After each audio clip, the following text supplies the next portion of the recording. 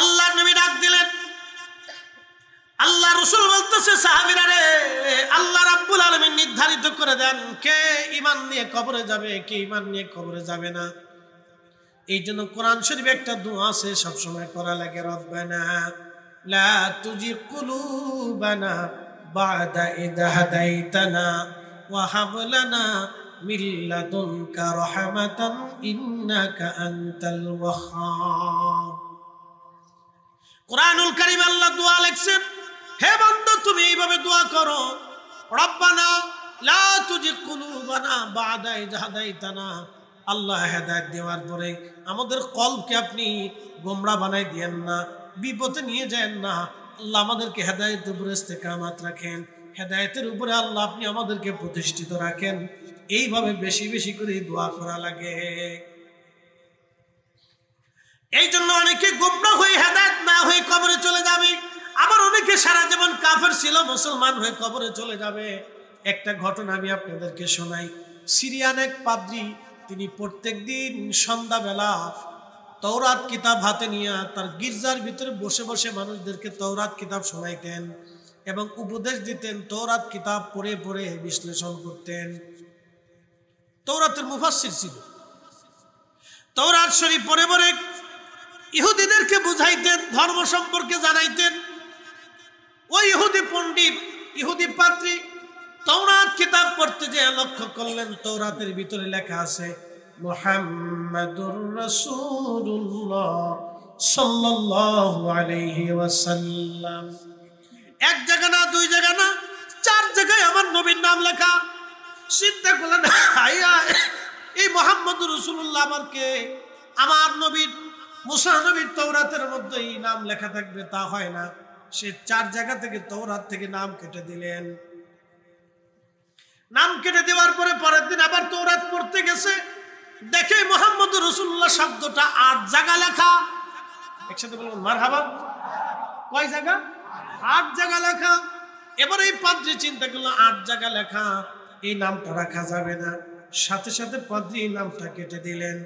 নামটা কেটে দেওয়ার পরে পরের দিন আবার তওরাত শরীফ পড়তে গেছে।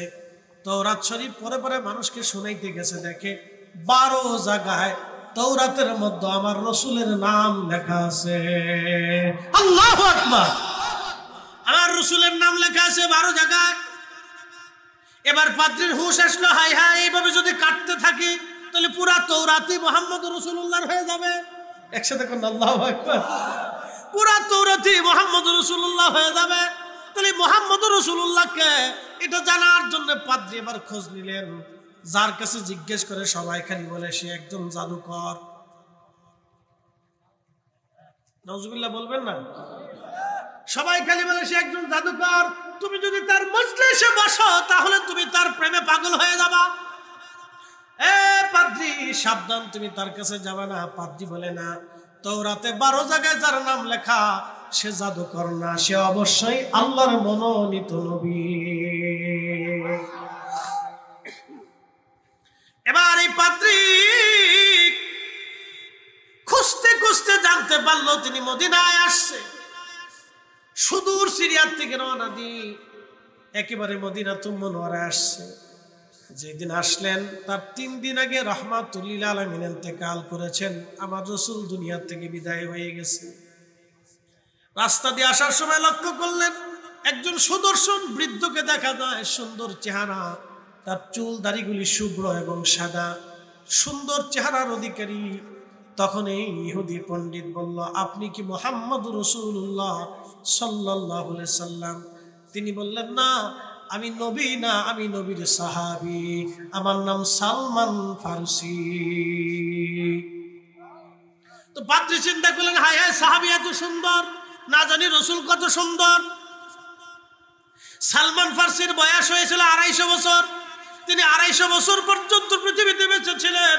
যখন রাসূলের জমানা তখন 200 বছর প্লাস। কত বছর? 200 বছরের একজন বুড়া বৃদ্ধ সাহাবী, চুল দাড়িগুলি একবারে পাকা, চেহারা খুব সুন্দর ছিল। তো পাদ্রী মনে করছে উনি বুঝি রাসূল। তো বলতেছে, না, আমি ওনার সাহাবী। তো বলে, রাসূল কোথায়, নবী কোথায় বলেন তো? আমি তার কাছে আসছি। সালমান ফার্সি রাদিয়াল্লাহু আনহু চিন্তা করলেন, এখন যদি আমি এই পাদ্রীরে বলি যে তিনি ইন্তেকাল করছেন, তাহলে পাদ্রী চলে যাবে। অন্তত মসজিদে নববীর ভিতরে নিয়ে যায়, ওখানে সাহাবী আবু বকর, ওমর, উসমান, আলী, তালহা, জুবাইর, আব্দুর রহমান ইবনে আউফ, সাদ বিন আবি ওয়াক্কাস, সাঈদ ইবনে জুবাইর, আবু উবাইদা ইবনে জাররাহ, বড় বড় সাহাবী এখানে উপস্থিত আছে, আগে নিয়ে যায়। সালমান ফার্সি বলেন, তাহলে তুমি আসো, যদি নবীর কাছে যেতে চাও। নিয়ে চলে গেলেন মসজিদে নববীর ভিতরে। মসজিদে নববীর ভিতরে নিয়ে চলে যাওয়ার পরে মসজিদে নববীতে যখন নিলেন, তখন তিনি মসজিদে নববীর ভিতরে যা সালাম দিলেন, আসসালামু আলাইকা ইয়া মুহাম্মাদা, এইভাবে যখন সালাম দিলেন, তখন সাহাবীরা ডুকরিয়ে কেঁদে ফেলে বললেন, কে আপনি আমাদের নবীকে সালাম দেন? বলে, আপনাদের মাঝে কি মুহাম্মদ রাসূলুল্লাহ সাল্লাল্লাহু আলাইহি সাল্লাম নাই? বলে, না, তিনি আজকে 3 দিন আগে ইন্তেকাল করেছেন, আমরা সবাই তার সাহাবী। একবার জোরে বলা যাবে কি মারহাবা? সাহাবী, সাহাবী, সাহাবী, সাহাবী। এই জন্য আল্লাহ কোরআনে বলেন, আমিনু কামা আমানান নাস। আমার নবী সাহাবীরা যেইভাবে ঈমান আনছে, তোমরা সেইভাবে ঈমান আনো। আমার রাসূলের সাহাবীরা যেভাবে ঈমান এনেছে, তোমরা সেইভাবে ঈমান আনো। সাহাবীরা কাঁদতে লাগলেন ডুকরিয়ে ডুকরিয়ে, রাসূলের কথা স্মরণ হয়ে গেল। প্রত্যেকজন সাহাবী কাঁদে। পাদ্রী বললেন, এ সাহাবীরা তোমরা কাঁদো কেন? বলে, তুমি আমাদের কষ্ট বাড়াই দিলা, তুমি আমাদের রাসূলের কথা জিজ্ঞেস করলা, তার স্মরণ আসার সঙ্গে সঙ্গে বিরহ বেদনা সহ্য করতে না পেরে আমরা কাঁদতেছি। তাহলে বলো, সেই নবীর কবর কোন জায়গা আছে? তখন সাহাবায়ে কেরাম বললেন, এই যে দেখো মসজিদে নববীর সাথেই হুজরা মুবারক, এইখানেই তাকে দাফন করা হয়েছে, এখানেই তিনি ঘুমিয়ে আছেন। পাদ্রী রাসূলে কারীমের রওজা শরীফের পাশে গেলেন, আল্লাহর হাবিবের রওজা শরীফের পাশে যা বসলেন। বসার পরে তিনি দোয়া করতে লাগলেন, হে রব, হে আল্লাহ, আমি তোমার উপরে আশহাদু আল্লা ইলাহা ইল্লাল্লাহু ওয়াহদাহু লা শারীকা লা ওয়া আশহাদু আন্না মুহাম্মাদান আবদুহু ওয়া রাসূলুহু। আল্লাহ, আমি তোমার উপরে এবং তোমার এই প্রেরিত রাসূলের উপরে আমি ঈমান আনলাম।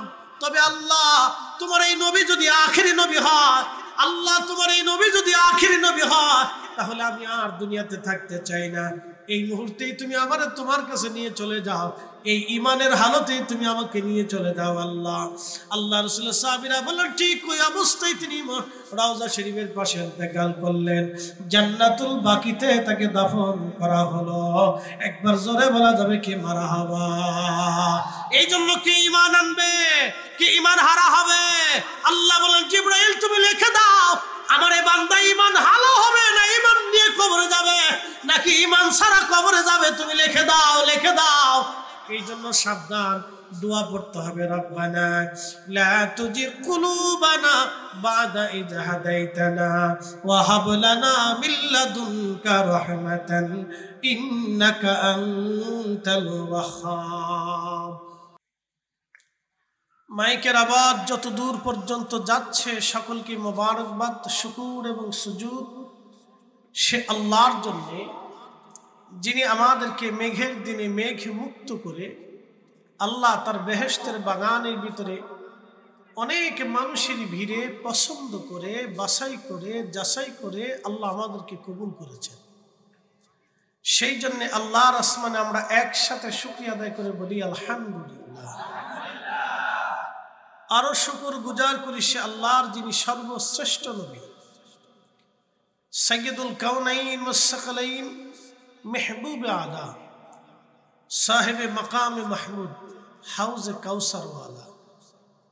আল্লাহ তার পেয়ারা মেহবুব নবীর উম্মত হিসেবে আপনাকে আমাকে মঞ্জুর করে আল্লাহ আমাদেরকে শ্রেষ্ঠত্ব দিয়েছেন, মর্যাদাবান করেছেন। সেই জন্য আল্লাহর আসমানে আমরা আবারও একসাথে শুকরিয়া আদায় করে বলি আলহামদুলিল্লাহ। আমি একটা আয়াতে কারিমা তেলাওয়াত করেছি, আল্লাহর মহাগ্রন্থ পবিত্র কুরআনুল কারীম, আল্লাহর পবিত্র জবান নিঃসৃত কালাম, যাকে কালামুল্লাহ শরীফ বলা হয়। এই কথাগুলি দুনিয়ার কোনো ব্যক্তি বা কোনো গোষ্ঠীর না, কোনো কবি সাহিত্যিকের না, এটা আল্লাহর কালাম। আমি সেই কালাম থেকে একটা আয়াত আপনাদের সামনে উপস্থাপন করেছি। এই আয়াতে আল্লাহ আমাদেরকে প্রশ্ন করেছেন এবং আমাদের বিষয়ে আল্লাহ কয়েকটা বক্তব্য প্রদান করেছেন। আল্লাহ প্রশ্ন করেছেন এবং আমাদের জীবন সম্পর্কে আল্লাহ কয়েকটা বক্তব্য উপস্থাপন করেছেন। এই বক্তব্যের উপরেই আমি আপনাদের সামনে আলোচনা রাখব। তার আগে বলি, সহিহ ইবনে হিব্বানের ভাষায় পৃথিবীতে নবী ছিলেন 1,24,000। মোল্লা আলী কারি মাক্কি রাহিমাহুল্লাহের শারহে ফিকহুল আকবরের ভাষায় নবী ছিলেন 2,24,000। তো আমরা 2,24,000ই ধরি আর 1,24,000ই নবী রসুল ধরি। 1 বছর অন্তর অন্তর যদি একজন নবী পৃথিবীতে আসে তাহলে মানব জাতির বয়স মিনিমাম হলো 1,24,000 বছর। শুধু মানব জাতির বয়স 1,24,000 বছর। মানব জাতির আগে আল্লাহ এই পৃথিবীতে একটা জাতি পাঠিয়েছিলেন, সেটার নাম জিন। জিনদের আদি পিতার নাম ছিল তারান্নুস, উপাধি ছিল আবুল জিন। আবুল জিনই পৃথিবীতে হায়াত পেয়েছিল 60,000 বছর। সুবহানাল্লাহ বলবেন না? না আর একটু জোরে বলেন। কত হাজার বছর? 60,000 বছর। তার জীবনের এই 60,000 বছর আখিরাতের তুলনায় কতটুকুন সময় আমি আপনাদেরকে কোরআন থেকে বুঝাচ্ছি। আল্লাহ বলেন তা'রুজুল মালাইকাতু ওয়ার রূহ ফিহা মিন, আল্লাহ বলেন তা'রুজুল মালাইকাতু ওয়ার রূহু ফি ইয়াউমিন কানা মিকদারুহু 50,000 সানা। যেই দিন রূহ এবং মানব জাতিগুলি আল্লাহর দিকে ধাবিত হতে থাকবে, সেই হাসরের দিন তোমরা জানো কত বড়? দুনিয়ার 50,000 বছর এক জায়গা করলে যত বড় হবে, হাসরের একটা দিন হবে তত বড়। একসাথে বলা যাবে আল্লাহু আকবার। দুনিয়ার কত হাজার বছর? 50। হাসরের কয় দিন? তাহলে জিন জাতির পিতা যিনি, তিনি হাসরের একদিন বরাবর পৃথিবীতে বেঁচে ছিলেন। আমরা বাঁচি কত সময়? বাংলাদেশের গড় আয়ু বর্তমানে 65 বছর। তো 65 বছরেই ধরে রাখেন একজন মানুষ 65 বছর দিয়ে আপনি 50,000 বছরকে ভাগ দিবেন, তাহলে আপনি দেখবেন যে হাসরের তুলনায় আপনি কয় মিনিট কয় ঘন্টা পৃথিবীতে বেঁচে থাকেন। এই কয় মিনিট কয় ঘন্টার জন্য আমরা কত মারামারি, পারাপারি, কারাকারি, গোতাগুতি, কিলেকিলি, গীবত, তহমত, শেকায়েত, সুদ, ঘুষ, অন্যায়, অশ্লীল, শেষ নেই। প্রশ্ন করি, জবাব দিবেন তো? মানুষ মারা গেলে কয় টুকরা কাফনের কাপড় নসিবে হয়? 3 টুকরা পুরুষের জন্য, 5 টুকরা নারীর জন্য। বসুন্ধরার মালিক যখন মারা গেলেন তখন তিনি রেখে গিয়েছিলেন 80,000 কোটি টাকার সম্পদ। কত হাজার? 80,000 কোটি টাকা সম্পদ তিনি রাখছেন। এখন প্রশ্ন করি, 80,000 কোটি টাকার সম্পদ রাখার পরেও ওনার কাফনের কাপড় কয় টুকরা? কবর কয় হাত? বেশিও নাই কমও নাই। কাফনের কাপড়ও বেশিও নাই কমও নাই, কিন্তু সম্পদ কত? 80,000 কোটি টাকা। আমরা এখানে যতগুলি মানুষ আছি মাথায় করে নিয়ে সারতে পারবো না এত টাকা, মাথায় করে নিয়ে সারতে পারবো না এত টাকা। লাভ হলো কি? এই জন্য আল্লাহ কোরআনে আমাদেরকে একটা উপদেশ দিল, ইয়া আইয়ুহাল্লাযীনা আমানু লা তুলহিকুম আমওয়ালুকুম ওয়ালা আওলাদুকুম আন যিকরিল্লাহ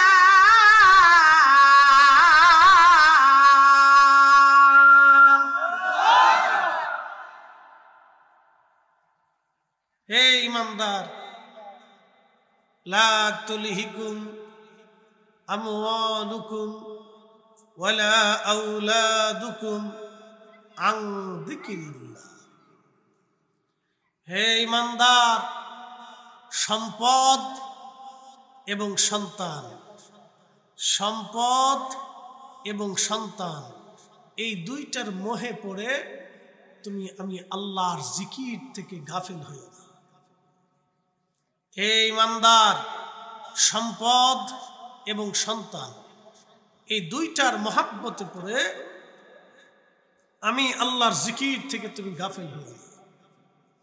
এখানে আপনারা অনেকে কৃষি কাজ করেন, মাঠে খাটতে খাটতে জোহর চলে যায়, আসর চলে যায়, মাগরিবও চলে যায়। কি কথা ঠিক আছে না? কিসের জন্য? মালের জন্য। এই নারী সমাজ অনেকেই আছেন, সন্তানের পায়খানা পেশাব, খাবার দাবার, রান্না বান্না, গরু ছাগল রাখতে রাখতে আপনার জোহর আসর মাগরিব এশা চলে যায়, নামাজই পড়েন না। কার জন্য? সম্পদ আর সন্তানের জন্য। সম্পদ আর সন্তানের জন্য মানুষ আল্লাহ থেকে জুদা হয়ে যায়। এই জন্য আল্লাহ বললেন, সম্পদ এবং সন্তান জন্য আমি আল্লাহ জিকির থেকে গাফিল হই না। যদি হও ওমাইয়াফআল যালিকা ফাউলাইকা হুমুল খাসিরুন, তুমি এমন ক্ষতিগ্রস্ত হবে যা মহা ক্ষতি হবে,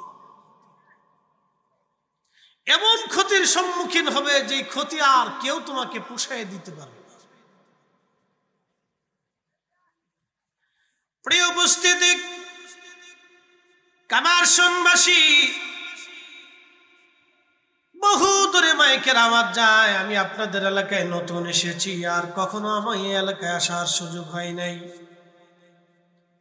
আমি জানি ভাগ্য মানব সৃষ্টি করার 50,000 বছর আগে আল্লাহ তাকদীর সৃষ্টি করলেন। কলম সৃষ্টি করে আল্লাহ পাক কলমকে বললেন, কলম তুমি লেখো। কলম বলল, ইয়া রব কি লিখবো? আল্লাহ বলেন, উকুতুব মাকাদিরাল খাল, তামাম সৃষ্টির তাকদীর তুমি লিখতে থাকো। আপনার বাড়ির বিড়াল কি পরিমাণে খাবার খাবে, কতদিন বেঁচে থাকবে, কয়টা বাচ্চা দিবে, কখন ঘুমাবে, কখন কি করবে, আল্লাহ তার ভাগ্যের মধ্যে লিখে রাখলেন। আপনার বাড়ির গরু কি পরিমাণে এই গরুটা খাবার খাবে, কত কেজি দুধ দিবে, কতটুকুন বেঁচে থাকবে, কতটুকুন গোশত হবে, সে কি কি খাবার খাবে, কোন সময় কোন খাবার তার নসিবে হবে, আমার রব আমার আল্লাহ তাও লিখে দিলেন। আপনি কি খাবেন, কখন মারা যাবেন, কি পরিমাণে অর্থ রুজি হবে, আমার রব আমার আল্লাহ আপনার জন্য লিখে দিলেন। এই জন্য নামাজ বাদ দিয়ে কেউ যদি কাজের মধ্যে লিপ্ত থাকে, সে আল্লাহর সাথে যুদ্ধ করে। আল্লাহর হুকুম বাদ দিয়ে কেউ যদি নিজের জন্য প্রচেষ্টা করে, তাহলে সে আল্লাহর সাথে যুদ্ধ করে। কয়েকদিন আগে এক ভদ্রলোক আমার কাছে আসছে, এক ছোট্ট বাচ্চা নিয়ে, বলতেছে, হুজুর দোয়া করে দেন। কি দোয়া করব? বলে, এই বাচ্চাটা রেখে তার বাবা চলে গেছে, তার মায়ের সাথে তালাক হয়ে গেছে। বললো, কারণ কি? বলতেছে, তার বাবার দাবি হচ্ছে ছেলে হবে, কিন্তু আল্লাহ মেয়ে কেন দিল? কি বুঝলেন আপনারা? ভাবতেছেন দুনিয়াতে এরকম মানুষ নাই? হাজারে হাজারে আছে। এরা আল্লাহর সাথে যুদ্ধ করতে চায়। ছেলে হবে না মেয়ে হবে, এটিকে আমাদের ফয়সালা না আল্লাহর ফয়সালা? তাহলে সে যখন মেয়ে হওয়ার কারণে স্ত্রী তালাক দিল, তাহলে বুঝতে হবে সে আল্লাহর সাথে যুদ্ধ করতে চায়।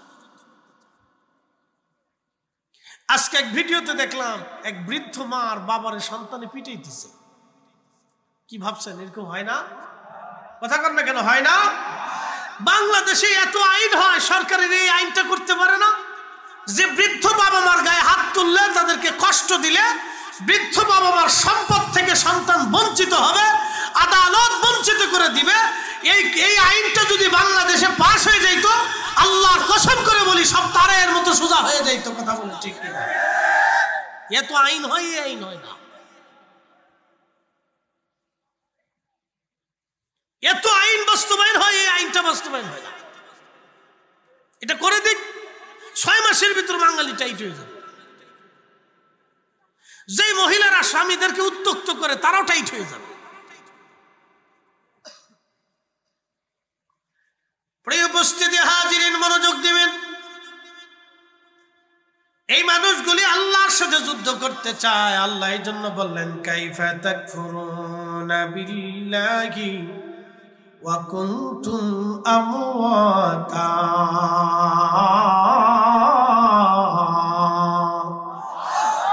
কখনো তোমাকে যদি ভুলি, কখনো তোমাকে যদি ভুলি, হেদায়েতের আলো জেনে নিকাশে তুলি। কখনো তোমাকে যদি ভুলি, হেদায়েতের আলো জেনে নিকাশে তুলি। ঠাই দিও প্রিয়তম গো, ঠাই দিও প্রিয়তম অগো মহিয়ান। তুমি রহমান, তুমি মেহেরবান। অন্ধ গাহে না শুধু তোমার গুণগান, অন্ধ গাহে না শুধু তোমার গুণগান। বুঝেও বুঝে না তবু শান। তুমি রহমান, তুমি মেহেরবান। আল্লাহ কোরআনে বললেন, কাইফা তাকফুরুনা বিল্লাহি ওয়া কুনতুম আমওয়াতা।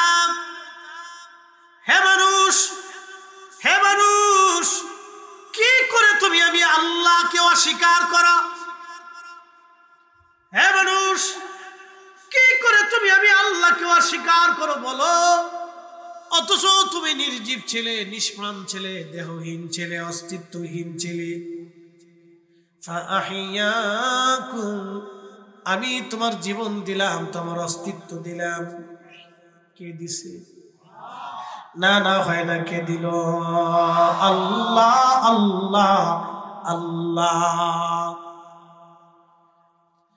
পৃথিবীর কত নারী মা হতে পারে না? কি আছে না? পৃথিবীর কত নারী মা হতে পারে না? পৃথিবীর সেরা গাইনি ডাক্তার দেখায় কিন্তু মা হতে পারে না, কোনোদিনও সে মা হতে পারে না। পৃথিবীর কত পুরুষ জীবনে কোনোদিন বাবা হতে পারে না, পৃথিবীর সেরা ডাক্তার দেখানোর পরেও সে বাবা হতে পারে না। ফাইসালা আল্লাহর। আমাদের কোনো ফাইসালা নাই, আমাদের কোনো শক্তি নাই, ক্ষমতা নাই। মায়ার রহমে কুরআনুল কারীম আল্লাহ বলেন, ফি কারারিন মাকিন। মায়ের রহমে আমার রব আল্লাহ আমাদেরকে জমা করলেন। বাবা এবং মায়ের নির্গত পানি আল্লাহ বলেন, সুম্মা জাআলা নাসলাহু মিন সুলালাতিন মিন মাইন মাহিন।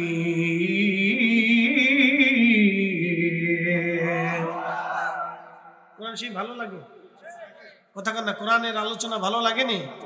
আমি আল্লাহর কালাম থেকে বলতেছি, পবিত্র কোরআন শরীফ থেকে আপনাকে পাঁট পাঁট করে শিখাচ্ছি যে আমরা কি ছিলাম, কি হয়েছি। বাবার বয়স কত? আমার বয়স জি 84 বছর। তার অর্থ হচ্ছে 85 বছর আগে ওনার এই পৃথিবীতে কোনো অস্তিত্ব ছিল না। কি কথা কর না কেন? ছিল? ছিল না। বাকি 100 বছর পরে ওনার আর কোনো অস্তিত্ব পৃথিবীতে থাকবে না, শেষ। এই সামান্য জীবনের 84 বছর, তা তো অনেক লম্বা হায়াত না। আমরা এরকম পাবো কিনা জানি না। 84 বছর কিন্তু 60 টাকারই কথা না। তা আগের যুগের হিসাবে মাইনাস প্লাস হইতে পারে, 90 হইতে পারে, কিন্তু এখনো শক্ত। আল্লাহ আরো শক্ত রাখুক, জোরে বলে না আমিন। বয়োবৃদ্ধদের জন্য দোয়া করি, আল্লাহ তাদেরকে সুস্থ রাখুক। তো খুব মনোযোগ দিই। রব্বুল আলামিন বললেন, সুম্মা জাআলা নাসলাহু, অতঃপর আমি তোমাদেরকে পৃথিবীতে সৃষ্টি করলাম সুম্মা জাআলা নাসলাহু মিন সুলালাতিন মিন মাইন মাহিন, ধাবমান পানি যেটা শরীর থেকে নির্যাস হয়ে বাবা এবং মায়ের মাধ্যম দিয়ে একটা পানি জমা হয়। ফি কারারিম মাকিন, সেফ জোন, বাংলায় বলে জরায়ু, আরবিতে বলে ফি কারারিম মাকিন কোরআনের ভাষায়, আর ইংরেজিতে বলে সেফ জোন, একবার নিরাপদ আধার। এক নিরাপদ স্থানে আল্লাহ জমা করলেন পানি। এই পানিটাকে জমা করার পরে আমার আল্লাহ 40 দিন পর্যন্ত পানিটা রিফাইন করলেন মায়ের রেহেমে। 40 দিন পর্যন্ত রিফাইন করার পরে এই পানিটা রক্তপিণ্ড ধারণ করে। আল্লাহ তখন বললেন খলাকাল ইনসানা মিন আলাক, আমি মানব জাতি সৃষ্টি করেছি রক্তপিণ্ড থেকে। আল্লাহ রক্তপিণ্ডটাকে আরো 40 দিন পর্যন্ত রিফাইন করলেন। রক্তপিণ্ড 40 দিন রিফাইন করার পরে রক্তপিণ্ডটা হয়ে গেল গোশতের টুকরা।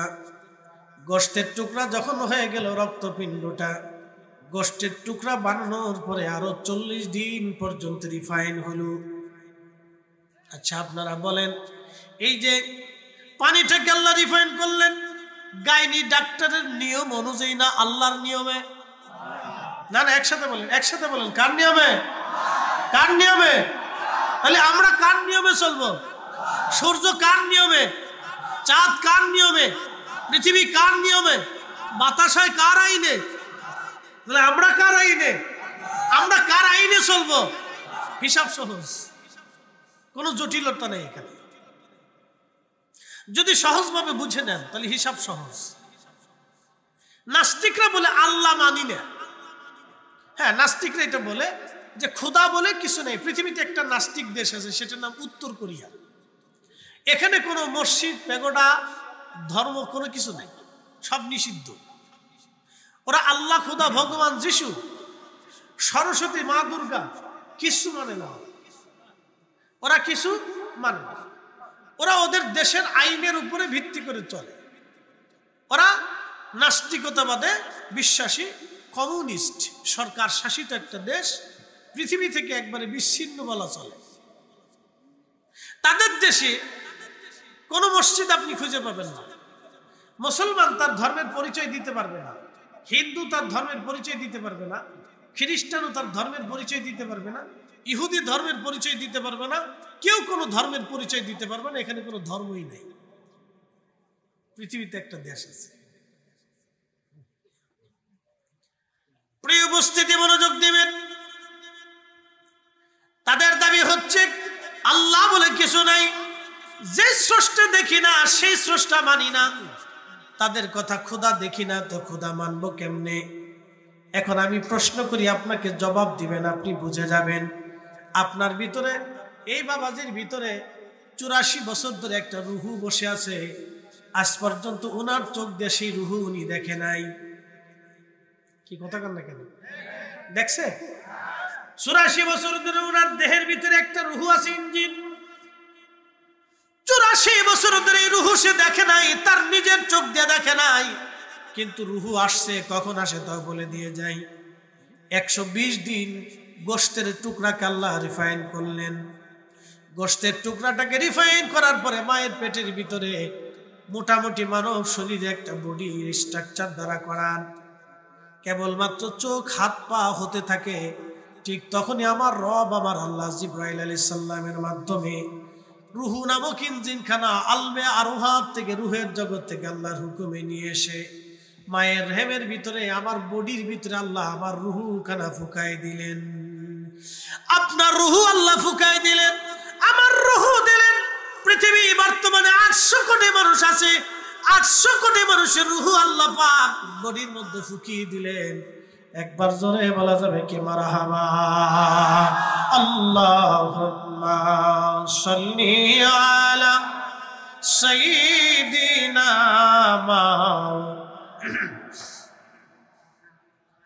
ওয়া আলা আলি সাইয়্যিদিনা মাওলানা মুহাম্মদ।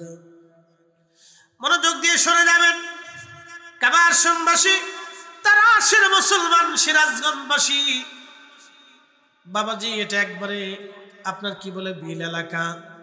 এই বিলের নাম কি? সলন বিল। সলন বিলটা মানে অনেক বড়, তাই না? এটা কয় জেলা মিলে? নাটোর, সিরাজগঞ্জ, পাবনা, এরপরে বগুড়ার ভিতরে পড়ছে না? আচ্ছা আচ্ছা, তাহলে 3 জেলার একটা বিরাট বড় বিল, চলন বিল। এই চলন বিল সম্পর্কে কবি জসিমউদ্দিনের কবিতা আছে না, চলন বিল। তো এই চলন বিলের ভিতরে আপনাদের এই সুন্দর পরিবেশে আসলে আমার এই ভাই জাকারিয়া ভাই বললেন যে মসজিদ সুন্দর। আসলে আমি ঢোকার পরে বললাম যে কি ব্যাপার, কোন জায়গায় আসলাম? আমি ঢুকে চিন্তা করি যে কোন জায়গায় আসলাম, চারপাশে দেখি কি আর ভিতরে দেখি কি, কোন জায়গায় আসলাম, মানে এত ভালো লাগছে মাশাআল্লাহ। তার আমি এই মসজিদ দেখে অনুমান করছি গ্রামের মানুষের মন খুব ভালো। কারণ সব গ্রামে, অনেক গ্রামে ধনী আছে, পয়সাওয়ালা আছে, কিন্তু মসজিদ নাই। ভালো কোনো মসজিদ নাই, কিন্তু পয়সাওয়ালা আছে, টাকাওয়ালা আছে, বুদ্ধিওয়ালা আছে, চার দোকানের বুদ্ধিজীবী আছে, পানের দোকানের বুদ্ধিজীবী আছে, কিন্তু মসজিদ বানানোর বুদ্ধিজীবী নাই।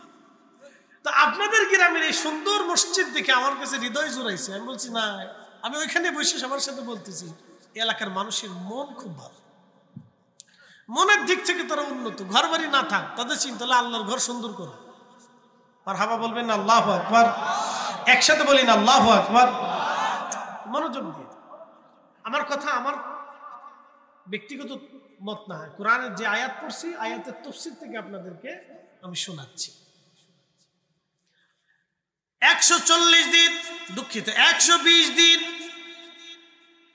120 দিন যখন পরিপূর্ণ হয় মায়ের রেহেমে, 120 দিন বরাবর ঠিক ওই দিন রুহুল মুকিনজিন খানা জিবরাইল রুহের জগৎ থেকে পাঠাইয়া আমাদের বডির মধ্যে আল্লাহ ফিট করে দিলেন।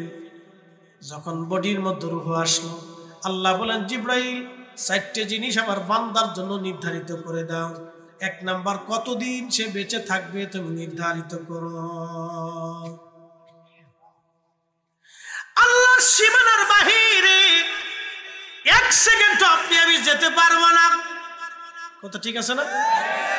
আল্লাহর সীমানার বাহিরে 1 সেকেন্ডও যেতে পারবো না। ওয়ামা তাদরি নাফসুন বিআইয়ি আরদিন তামুত।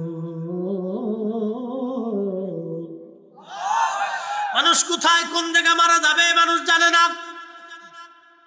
কোন জায়গা কোন সময় কোথায় মানুষ মারা যাবে মানুষ জানে না। কালকে ঢাকা ইউনিভার্সিটিতে একটা ঘটনা দেখলাম, একটা ছেলে 2টা বন্ধু মিলে সিঙ্গারা খাচ্ছে। ইউনিভার্সিটির 2 মেয়ে, পাশে দাঁড়ানো সিনিয়র মেয়ে, ইউনিভার্সিটির ছাত্রী। তারা মনে করছে এই 2টা ছেলে আমাদেরকে নিয়ে হাসাহাসি করতেছে। ওই মেয়েরা ফোন দিছে তাদের বয়ফ্রেন্ড রে, আমি নাম দিছি কুত্তা ফ্রেন্ড। এই কথা কর না কেন, কথা কর কি ফ্রেন্ড? কোন নারীর বয়ফ্রেন্ড হতে পারে না। যেই নারী বয়ফ্রেন্ড মনে করে ও বিশ্বের চাইতে নিকৃষ্ট। এই কথা কর, জোরে বলেন, এই হাত উঁচু করে বলেন ঠিক না ঠিক? ও নারী বেশ্যা নারী, কথা কর জোরে বলেন ঠিক না? কোন নারীর বয়ফ্রেন্ড থাকতে পারে, ওটা বেশ্যা নারী, বেশ্যা নারীর চাইতে নিকৃষ্ট। এই বেশ্যা নারীদের জন্য আমাদের দেশের বহু যুবকের জীবন চলে গেছে। এই বেশ্যা নারীদের জন্য আমাদের যে দেশের বহু যুবকের জীবন নষ্ট হয়ে গেছে।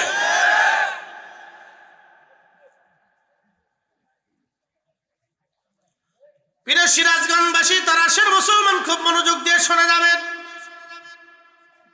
ওই মেয়ে 2টা তাদের বয়ফ্রেন্ডে ফোন দিছে, আমাদেরকে উত্ত্যক্ত করতেছে, অথচ কিছুই না। মূলত ছেলেটা ছিল হাসি খুশি, এমনিতে ছেলেটা হাসতো। কিছু মানুষ আছে হাসে না, কিছু ছেলেটা দেখবেন এমনিতে হাসে।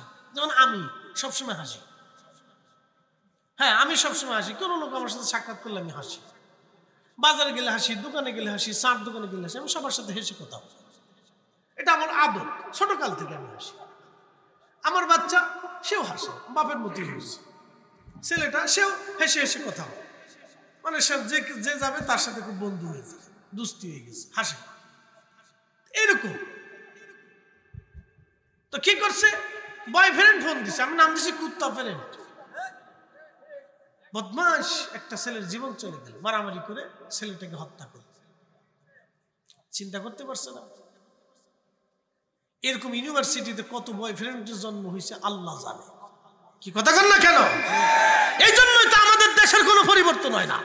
লেখাপড়া হয়, অনেক উচ্চ শিক্ষিত হায়ার এডুকেটেড পারসন বিশেষ কমপ্লিট করার আসার পরেও টেবিলের নিচে ঘুষ নেয়। কথা বল না কেন? ঠিক কিনা? আচ্ছা বলুন তো, যেই ছেলে টেবিলের নিচে ঘুষ নিয়ে বিচার করে ও কি মানুষ হয়েছে? একসাথে বলেন মানুষ। ও লেখাপড়ার দাম কি?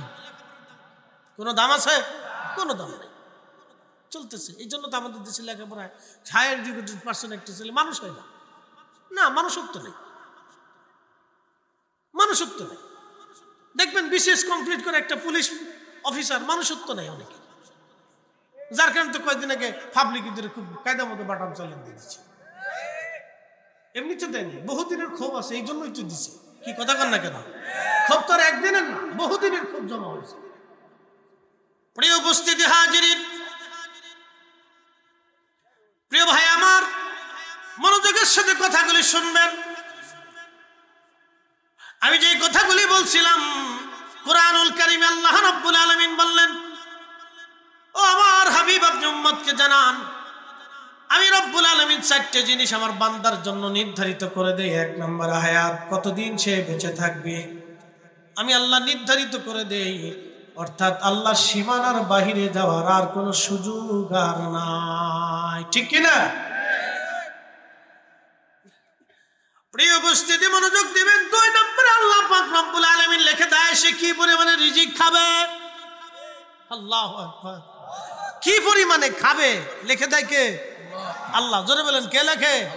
আপনার ব্যাংকে টাকা আছে কিন্তু নসিবে খাবার নেই। আছে না এরকম?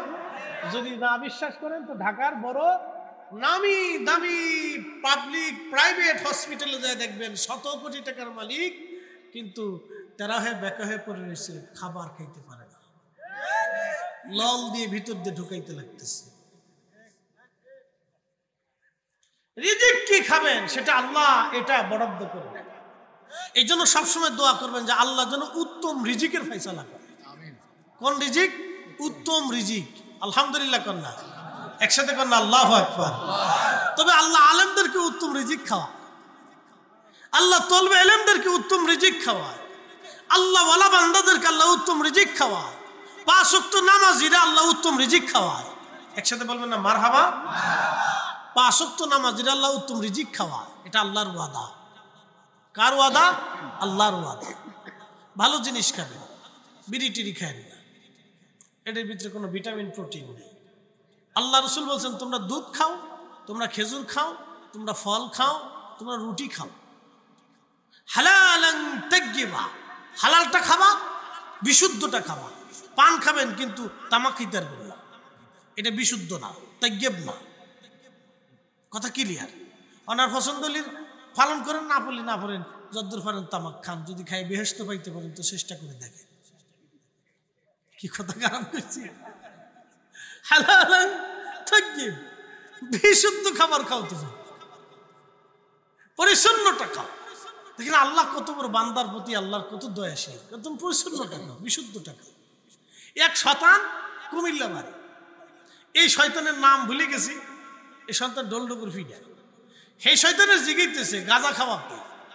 দেখেন শয়তানের ফতোয়া দেখেন, গাঁজা তো আল্লাহ বানাইছে।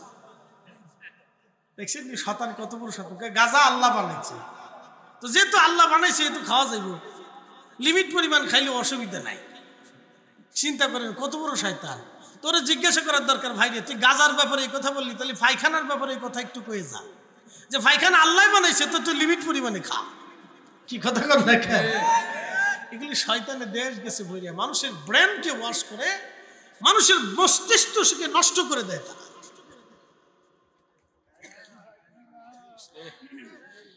লা ইলাহা ইল্লাল্লাহ, লা ইলাহা, লা ইলাহা ইল্লাল্লাহ, লা ইলাহা ইল্লাল্লাহ, লা ইলাহা ইল্লাল্লাহ, লা ইলাহা ইল্লাল্লাহ, লা ইলাহা লা ইলাহা ইল্লাল্লাহ লা ইলাহা ইল্লাল্লাহ লা ইলাহা ইল্লাল্লাহ লা ইলাহা ইল্লাল্লাহ লা ইলাহা ইল্লাল্লাহ লা ইলাহা ইল্লাল্লাহ লা ইলাহা ইল্লাল্লাহ মুহাম্মাদুর রাসূলুল্লাহ সাল্লাল্লাহু আলাইহি ওয়াসাল্লাম। আইসেনি তো দাও লাইনটা দিয়ে দাও, বেশি হয়ে গেছে, অসুবিধা নেই, দাও দাও আস্তে আস্তে দাও, ওই ইনশাআল্লাহ শুকনো। আমি ভাবছিলাম কারেন্ট যেহেতু চলে গেছে তাহলে আপনারা সুযোগ ব্যবহার করবেন, ভাবছিলাম যে কিছু লোক চলে যাবে, তা দেখলাম না, লোক বালা একসাথে কর মারহাবা। অনেক জায়গায় এরকম হয়, কারেন্ট ফাইলে জ্বলে গেলে গা টুক করে আস্তে করে সুযোগ পাইছি যাই গে, সুযোগ পাইয়া চলে যায়। আমি ভাবছিলাম ওইসে কাজে হবে, সুযোগ পেয়ে মনে কিছু লোক যাইবো গা, দেখলাম না যায় নাই। একসাথে বলেন তো আল্লাহু আকবার। আমরা কার জন্য? না জোরে বলেন, জোরে। পানি রিফাইন করলো কে? রক্ত বানাইলো কে? গোশত বানাইলো কে? দেহ বানাইলো কে? মায়ের পেটে আমাদের খাবারের ব্যবস্থা করলো কে? অক্সিজেন দিল কে? যে আল্লাহ মায়ের পেটে আপনারা খাবার দিছে, সে আল্লাহ দুনিয়াতে খাবার দিতে পারে না? খাবার দেয় না তো দেওয়ার পরেও সুদ খাবো কে? দেওয়ার পরেও ঘুষ খাবো কে? দেওয়ার পরেও অন্যের মানুষের জমি কি মেরে খাবো কে? দেওয়ার পরেও অন্য মানুষের টাকা মেরে খাবো কে? কি কথা কর না, মানুষ তো বুঝে না তো। যে আল্লাহ মায়ের রেহেমের ভিতরে আপনারা খাবার দিছে, আমার খাবার দিছে, পানি দিছে, অক্সিজেন দিছে, রক্ত দিছে, স্বাস্থ্য দিছে, কত সুন্দর করে বানাইছে দেখছেন নি? একটা বাচ্চা দুনিয়াতে আসার পরে তো সব সুন্দর দেখা যায়। এই কোরআনে আল্লাহ বললেন লাকাদ খালাকনাল ইনসানা ফি আহসানি তাকওয়িম। আমি মানুষকে সুন্দর অবয়ব দিয়ে সৃষ্টি করেছি, আমি মানুষকে সুন্দর অবয়ব দিয়ে সৃষ্টি করেছি। দেখবেন একটা ছোট্ট বাচ্চা ভূমিষ্ঠ হওয়ার পরে কত সুন্দর তাকে দেখা যায়, তার চোখগুলি সুন্দর, নাকগুলি সুন্দর, আপনি নিজেও ছোট্টকালে সুন্দর ছিলেন। ওই সৌন্দর্য দেখে আপনার চাচা, আপনার মামা, খালা, ফুফা, ফুফি, আত্মীয় স্বজন, গ্রামবাসী, মুহিব্বিনরা এসে আপনারা চুমা খাইতো, আদর করতো, কোলে নিত, নাচাইতো, আপনারা খুশি করার চেষ্টা করতো। আপনিও সুন্দর ছিলেন, আমিও সুন্দর ছিলাম। আল্লাহ সুন্দর করে মানুষ সৃষ্টি করলেন। রব্বুল আলামিন চারটি জিনিস বান্দার জন্য লিখে দিলেন। 1 নম্বর হায়াত, 2 নম্বর দম, 2 নম্বর রিজিক। কি পরিমাণে রিজিক খাবে? এই জন্য 1000 কোটি টাকা থাকলে আপনি খেতে পারবেন না যদি আল্লাহর ফয়সালা না থাকে। এই জন্য আপনাদেরকে বলবো উত্তম রিজিকের জন্য আল্লাহর দরবারে দোয়া করবেন, আর বেশি বেশি হালাল রুটি রুজি করার চেষ্টা করবেন, কারণ হারাম কখনো মিশাইতে যাবেন না, তাহলে সর্বনাশ হয়ে যাবে। হারাম কখনো মিশাবেন না, সর্বনাশ হয়ে যাবে। একটা কথা মনে রাখবেন, মুসলমান হারাম খায় না। মুসলমান হারাম খাইলে মুসলমানের কালব মরে যায়, মুসলমানের কালব জিন্দা থাকে না। মুসলমান হারাম খায় না, কিন্তু মুসলমান হারাম খাইলে মুসলমানের কালব মরে যায়, কালব মৃত হয়ে যায়, মুসলমানের কালবের শক্তি থাকে না। যার কারণে আজকে দেখবেন হাজার হাজার কোটি কোটি মুসলমান, 200 কোটি মুসলমান পৃথিবীতে বর্তমানে 52টা মুসলিম দেশ আছে। 52 মুসলিম দেশের 52 জন মুসলিম সেনা প্রধান আছে। 52টা মুসলিম দেশের 52টা বিমান বাহিনী প্রধান আছে। 52টা মুসলিম দেশে 52টা পদাতিক ডিভিশন আছে। এরপরে আপনার ট্যাঙ্ক ডিভিশন, বিভিন্ন ডিভিশনগুলি আলাদা আলাদা আছে। 52টা মুসলিম দেশে মিনিমাম হলো 1 কোটি মুসলিম সেনা ফৌজ আছে। কি আছে না? 52টা মুসলিম দেশে মিনিমাম 1 কোটি মুসলিম সেনা ফৌজ আছে। কিন্তু ইসরায়েলের উপরে একটা ককটেল নিক্ষেপ করার সাহস পাইল না। এই কথা বল না কেন? কিন্তু যুদ্ধ করলো কারা? 50 কিলোমিটার ব্যাপী, 40 কিলোমিটার দৈর্ঘ্যে একটা ছোট্ট এলাকা, তার নাম গাজা। এই গাজার মাত্র 30,000 মুজাহিদ আল্লাহর উপরে ভরসা করে তারা জিহাদ করলো। পৃথিবীর একটা বিরাট অংশ ন্যাটো জোট এবং ইসরায়েল আমেরিকা থেকে পৃথিবীর বিরাট একটা শক্তির সাথে তারা যুদ্ধ করলো। তারা শহীদ হলো, বাড়িঘর হারাইলো, সন্তান হারাইলো, কিন্তু কাফেরের কাছে তারা মাথা নত করে নাই। মুসলমান দেখলে তাদের দিকে তাকাইলে মুসলমান চেনা যাবে, শহীদ দেখলে তাদের দিকে তাকাইলে শহীদ চেনা যাবে। কথা বলেন ঠিক কিনা? মুসলিম দেখতে যদি চান তো গাজার মুসলমানের দিকে তাকান। একটা ছোট্ট জনপদ, ওরা আজও পর্যন্ত মাথা নত করে নাই কাফেরের কাছে। সব হারাই দিচ্ছে, জমি জমা টাকা পয়সা সব হারাইছে। কালকে খবরে দেখলাম $200 কোটি দিতে চাইছে, তারপরে তারা মাথা নত করে না। টাকাও দিলে ডলার, আমরা জীবন দিচ্ছি টাকার জন্য। আমেরিকা ইসরায়েল প্রস্তাব দিয়েছে তোমাদের উন্নয়নের জন্য, তোমাদের পুনর্বাসনের জন্য আমরা $200 কোটি দেব, তারপরে তোমরা ক্ষান্ত হও। কেন? আমরা তাও ক্ষান্ত হব। একসাথে বলবেন আল্লাহু আকবার। না আরো জোরে, না আরো জোরে, বুঝাইতেছি আরো জোরে। আমাদের দেশের মুসলমানের হিসাব কি? সারা মাস করে কয় মার্কা আছে নি রে, কয় আছে কলসে মার্কা, কলস, আরো জোরে কলস, জোর হয় না কে? কলস কলস কলস, সারা মাস ভিড়ে কলস কলস করে চিল্লিছে। বদনালা রাত্রিবেলা এসে 1000 টাকা মারি দেখে কালকে মেরে দিস, তো পরের দিন ভোটের দিন সকাল 10টার সময় যে আর প্রথম ছুটি বদনামারকে মেরে দিছে। এটা হলো বাঙালি মুসলমান। কি কথা কর না কে? টাকা কত? 1000 টাকার লেগে সারা মাস বেড়ে কলস কলস করে চিল্লিছে, সকালবেলা যা বদনামারকে সিল মেরে দিচ্ছে। এরা মুসলমান। এই মুসলমান যদি গাজায় থাকতো তাহলে আর বাইতুল আকসা আমাদের নসিবে সিহারাও দেখতে পারতাম না। বাইতুল আকসা এখন ধ্বংস করে মসজিদকে ভেঙে ফেলে দিয়ে ওরা মন্দির করবার চাইতেছে, ইহুদিরা প্রেম করতে চাইতেছে, তারা তাদের গির্জা বানাইতে চাইতেছে। এ মুসলমান, বাইতুল আকসা আমাদের নিয়ন্ত্রণে এখন নাই, এটা কাফেররা নিয়ে গেছে। বাইতুল আকসার জন্য এখন যারা লড়াই করেছে তারা গাজার মুসলমান, তাদেরকে নিঃশেষ করে দেওয়ার জন্য তারা সর্বশক্তি ব্যবহার করেছে।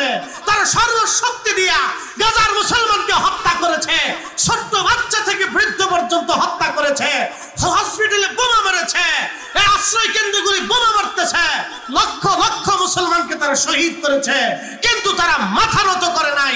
এখনো বাংলার মুসলমান পেপসি কিনে খায়, কোকা কোলা কিনে খায়, আমরা নামকে বাঁচতে মুসলমান। কথা কোন ঠিক? আল্লাহু আকবার, আল্লাহু আকবার। আল জিহাদ, আল জিহাদ, একসাথে বলুন আল্লাহু আকবার, আল্লাহু আকবার। সাবিলুনা সাবিলুনা আল জিহাদ, আল জিহাদ। আমাদের পথ কি? পূর্বপুরুষের পথ ছিল আল জিহাদ। আমরা জিহাদ ভুলে গেছি, জিহাদের কথা মনে নাই। মনে রাখবেন, ওয়ালা তাকুলু লিমান ইউকতালু ফি সাবিলিল্লাহ, ফি সাবিলিল্লাহি আমওয়াত,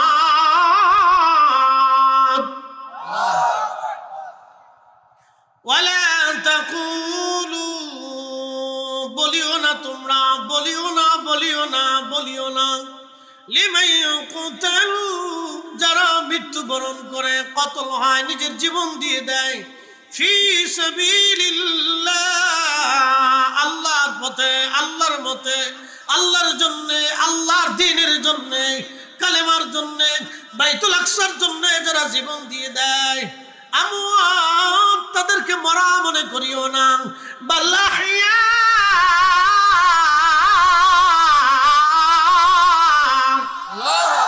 বরং তারা জিন্দা জিন্দা জিন্দা জিন্দা, ওয়ালাকিন লা তাশউরুন, তুমি বুঝো না, তুমি বুঝো না, তুমি বুঝো না, তারা জিন্দা জিন্দা জিন্দা জিন্দা। একবার জোরে বলেন আল্লাহু আকবার। কোরআন শরীফ কি একদিনের জন্য না কিয়ামত পর্যন্ত? কিয়ামত পর্যন্ত জিহাদ চলবে, কিয়ামত পর্যন্ত মুজাহিদও থাকবে, কিয়ামত পর্যন্ত শহীদ হতে থাকবে। একসাথে বলবেন আল্লাহু আকবার। কিয়ামত পর্যন্ত কি থাকবে? জিহাদ থাকবে, কিয়ামত পর্যন্ত মুজাহিদ থাকবে, কিয়ামত পর্যন্ত যুদ্ধ হবে, কিয়ামত পর্যন্ত মুসলমান শহীদ হবে। এই জন্য শাহাদাত, জিহাদ এগুলি ভুলে যাওয়া যাবে না। কথা বলেন ঠিক কিনা? এটা আমাদের ঈমান ও আমলের একটা পার্ট, বিরাট একটা অংশ।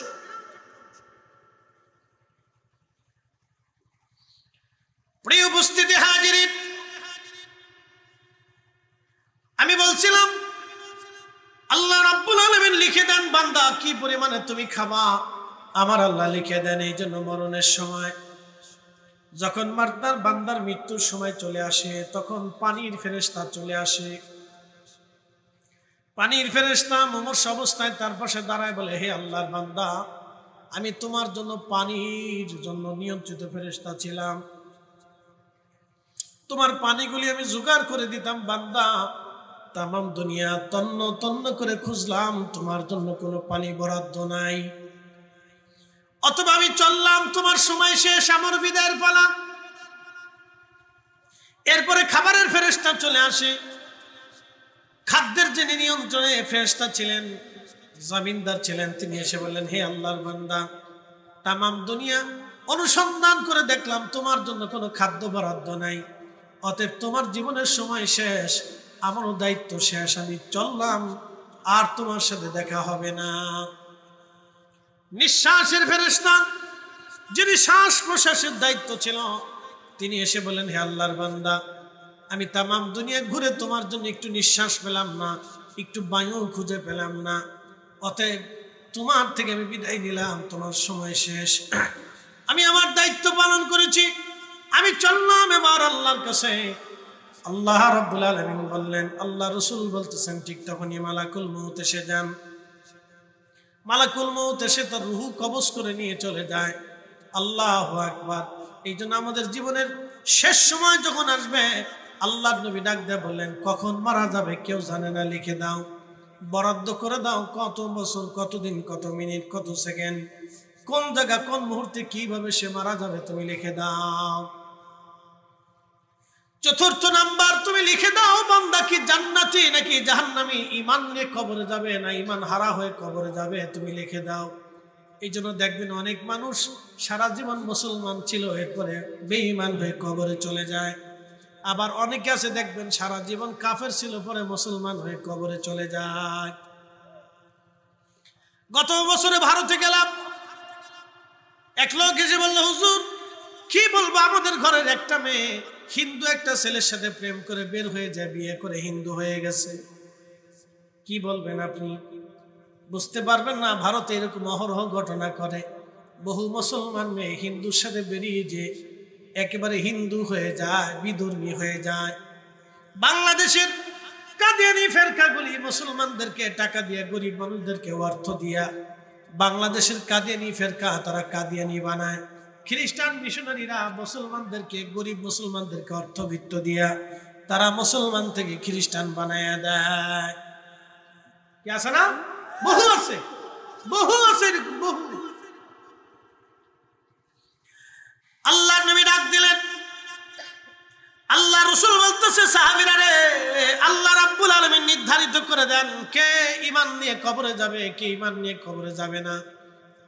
এই জন্য কোরআন শরীফে একটা দোয়া আছে, সবসময় করা লাগে, রব্বানা লা তুজিগ কুলুবানা বা'দা ইদ হাদাইতানা ওয়া হাব লানা মিন লাদুনকা রাহমাতান ইন্নাকা আনতাল ওয়াহ্হাব। কোরআনুল কারীম আল্লাহ দোয়া লিখছেন, হে বান্দা তুমি এইভাবে দোয়া করো, রব্বানা লা তুজিগ কুলুবানা বা'দা ইদ হাদাইতানা, আল্লাহ হেদায়েত দেওয়ার পরে আমাদের কলবকে আপনি গোমরা বানাই দিয়েন না, বিপদে নিয়ে যান না। আল্লাহ আমাদেরকে হেদায়েতের উপরে ইস্তেকামাত রাখেন, হেদায়েতের উপরে আল্লাহ আপনি আমাদেরকে প্রতিষ্ঠিত রাখেন। এইভাবে বেশি বেশি করে দোয়া করা লাগে।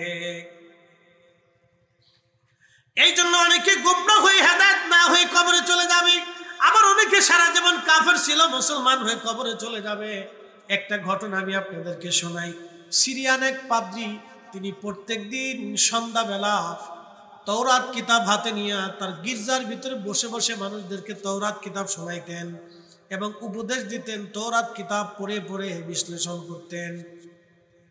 তওরাতের মুফাসসির ছিল, তওরাত শরীফ পড়ে পড়ে ইহুদিদেরকে বুঝাইতেন, ধর্ম সম্পর্কে জানাইতেন। ওই ইহুদি পণ্ডিত, ইহুদি পাদ্রী তাওরাত কিতাব পড়তে যে লক্ষ্য করলেন তাওরাতের ভিতরে লেখা আছে মুহাম্মাদুর রাসূলুল্লাহ সাল্লাল্লাহু আলাইহি ওয়াসাল্লাম।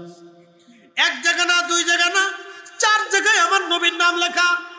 চিন্তা করলেন এই মুহাম্মাদুর রাসূলুল্লাহ আমার কে? আমার নবীর মুসা নবীর তাওরাতের মধ্যে এই নাম লেখা থাকবে তা হয় না। সে 4 জায়গা থেকে তাওরাত থেকে নাম কেটে দিলেন। নাম কেটে দেওয়ার পরে পরের দিন আবার তাওরাত পড়তে গেছে, দেখে মুহাম্মাদুর রাসূলুল্লাহ শব্দটা 8 জায়গা লেখা। একসাথে বলুন মারহাবা। কয় জায়গা? 8 জায়গা লেখা। এবার এই পাদ্রী চিন্তা করলো 8 জায়গা লেখা, এই নামটা রাখা যাবে না। সাথে সাথে পাদ্রী নামটা কেটে দিলেন। নামটা কেটে দেওয়ার পরে পরের দিন আবার তাওরাত শরীফ পড়তে গেছে। তাওরাত শরীফ পরে পরে মানুষকে শোনাইতে গেছে, দেখে 12 জায়গায় তাওরাতের মধ্যে আমার রাসূলের নাম লেখা আছে। আল্লাহু আকবার। আমার রাসূলের নাম লেখা আছে 12 জায়গায়। এবার পাদ্রীর হুঁশ আসলো, হাই হাই এইভাবে যদি কাটতে থাকি তাহলে পুরা তাওরাতই মুহাম্মদুর রাসূলুল্লাহর হয়ে যাবে। একসাথে কোন আল্লাহু আকবার। পুরা তাওরাতই মুহাম্মদুর রাসূলুল্লাহ হয়ে যাবে। তাহলে মুহাম্মদুর রাসূলুল্লাহকে এটা জানার জন্য পাদ্রী এবার খোঁজ নিলেন। যার কাছে জিজ্ঞেস করে সবাই খালি বলে সে একজন জাদুকর। নাউজুবিল্লাহ বলবেন না? সবাই খালি বলে সে একজন জাদুকর। তুমি যদি তার মজলিসে বসো তাহলে তুমি তার প্রেমে পাগল হয়ে যাবা। এ পাদ্রী সাবধান, তুমি তার কাছে যাবে না। পাদ্রী বলে না, তাওরাতে 12 জায়গায় যার নাম লেখা সে জাদুকর না, সে অবশ্যই আল্লাহর মনোনীত নবী। এবার এই পাদ্রী খুঁজতে খুঁজতে জানতে পারলো তিনি মদিনায় আসছে। সুদূর সিরিয়ার থেকে রওনা দিয়ে একেবারে মদিনাতুল মুনওয়ারায় আসছে। যেদিন আসলেন তার 3 দিন আগে রাহমাতুল লিল আলামিন ইন্তেকাল করেছেন। আমার রাসূল দুনিয়া থেকে বিদায় হয়ে গেছে। রাস্তা দিয়ে আসার সময় লক্ষ্য করলেন একজন সুদর্শন বৃদ্ধকে দেখা যায়, সুন্দর চেহারা, তার চুল দাড়িগুলি শুভ্র এবং সাদা, সুন্দর চেহারার অধিকারী। তখন এই ইহুদি পণ্ডিত বলল, আপনি কি মুহাম্মদুর রাসূলুল্লাহ সাল্লাল্লাহু আলাইহি সাল্লাম? তিনি বললেন, না আমি নবী না, আমি নবীর সাহাবী, আমার নাম সালমান ফারসি। তো পাদ্রী চিন্তা করলেন, হায় হায় সাহাবী এত সুন্দর, না জানি রাসূল কত সুন্দর। সালমান ফারসির বয়স হয়েছিল 250 বছর। তিনি 250 বছর পর্যন্ত পৃথিবীতে বেঁচে ছিলেন। যখন রাসূলের জামানা তখন 200 বছর প্লাস। কত বছর? 200 বছরের একজন বুড়া বৃদ্ধ সাহাবী, চুল দাড়িগুলি একবারে পাকা, চেহারা খুব সুন্দর ছিল। তো পাদ্রী মনে করছে উনি বুঝি রাসূল। তো বলতেছে, না আমি ওনার সাহাবী। তো বলে, রাসূল কোথায়, নবী কোথায় বলেন তো, আমি তার কাছে আসছি। সালমান ফারসি রাদিয়াল্লাহু আনহু চিন্তা করলেন, এখন যদি আমি এই পাদ্রীরে বলি যে তিনি ইন্তেকাল করছেন তাহলে পাদ্রী চলে যাবে।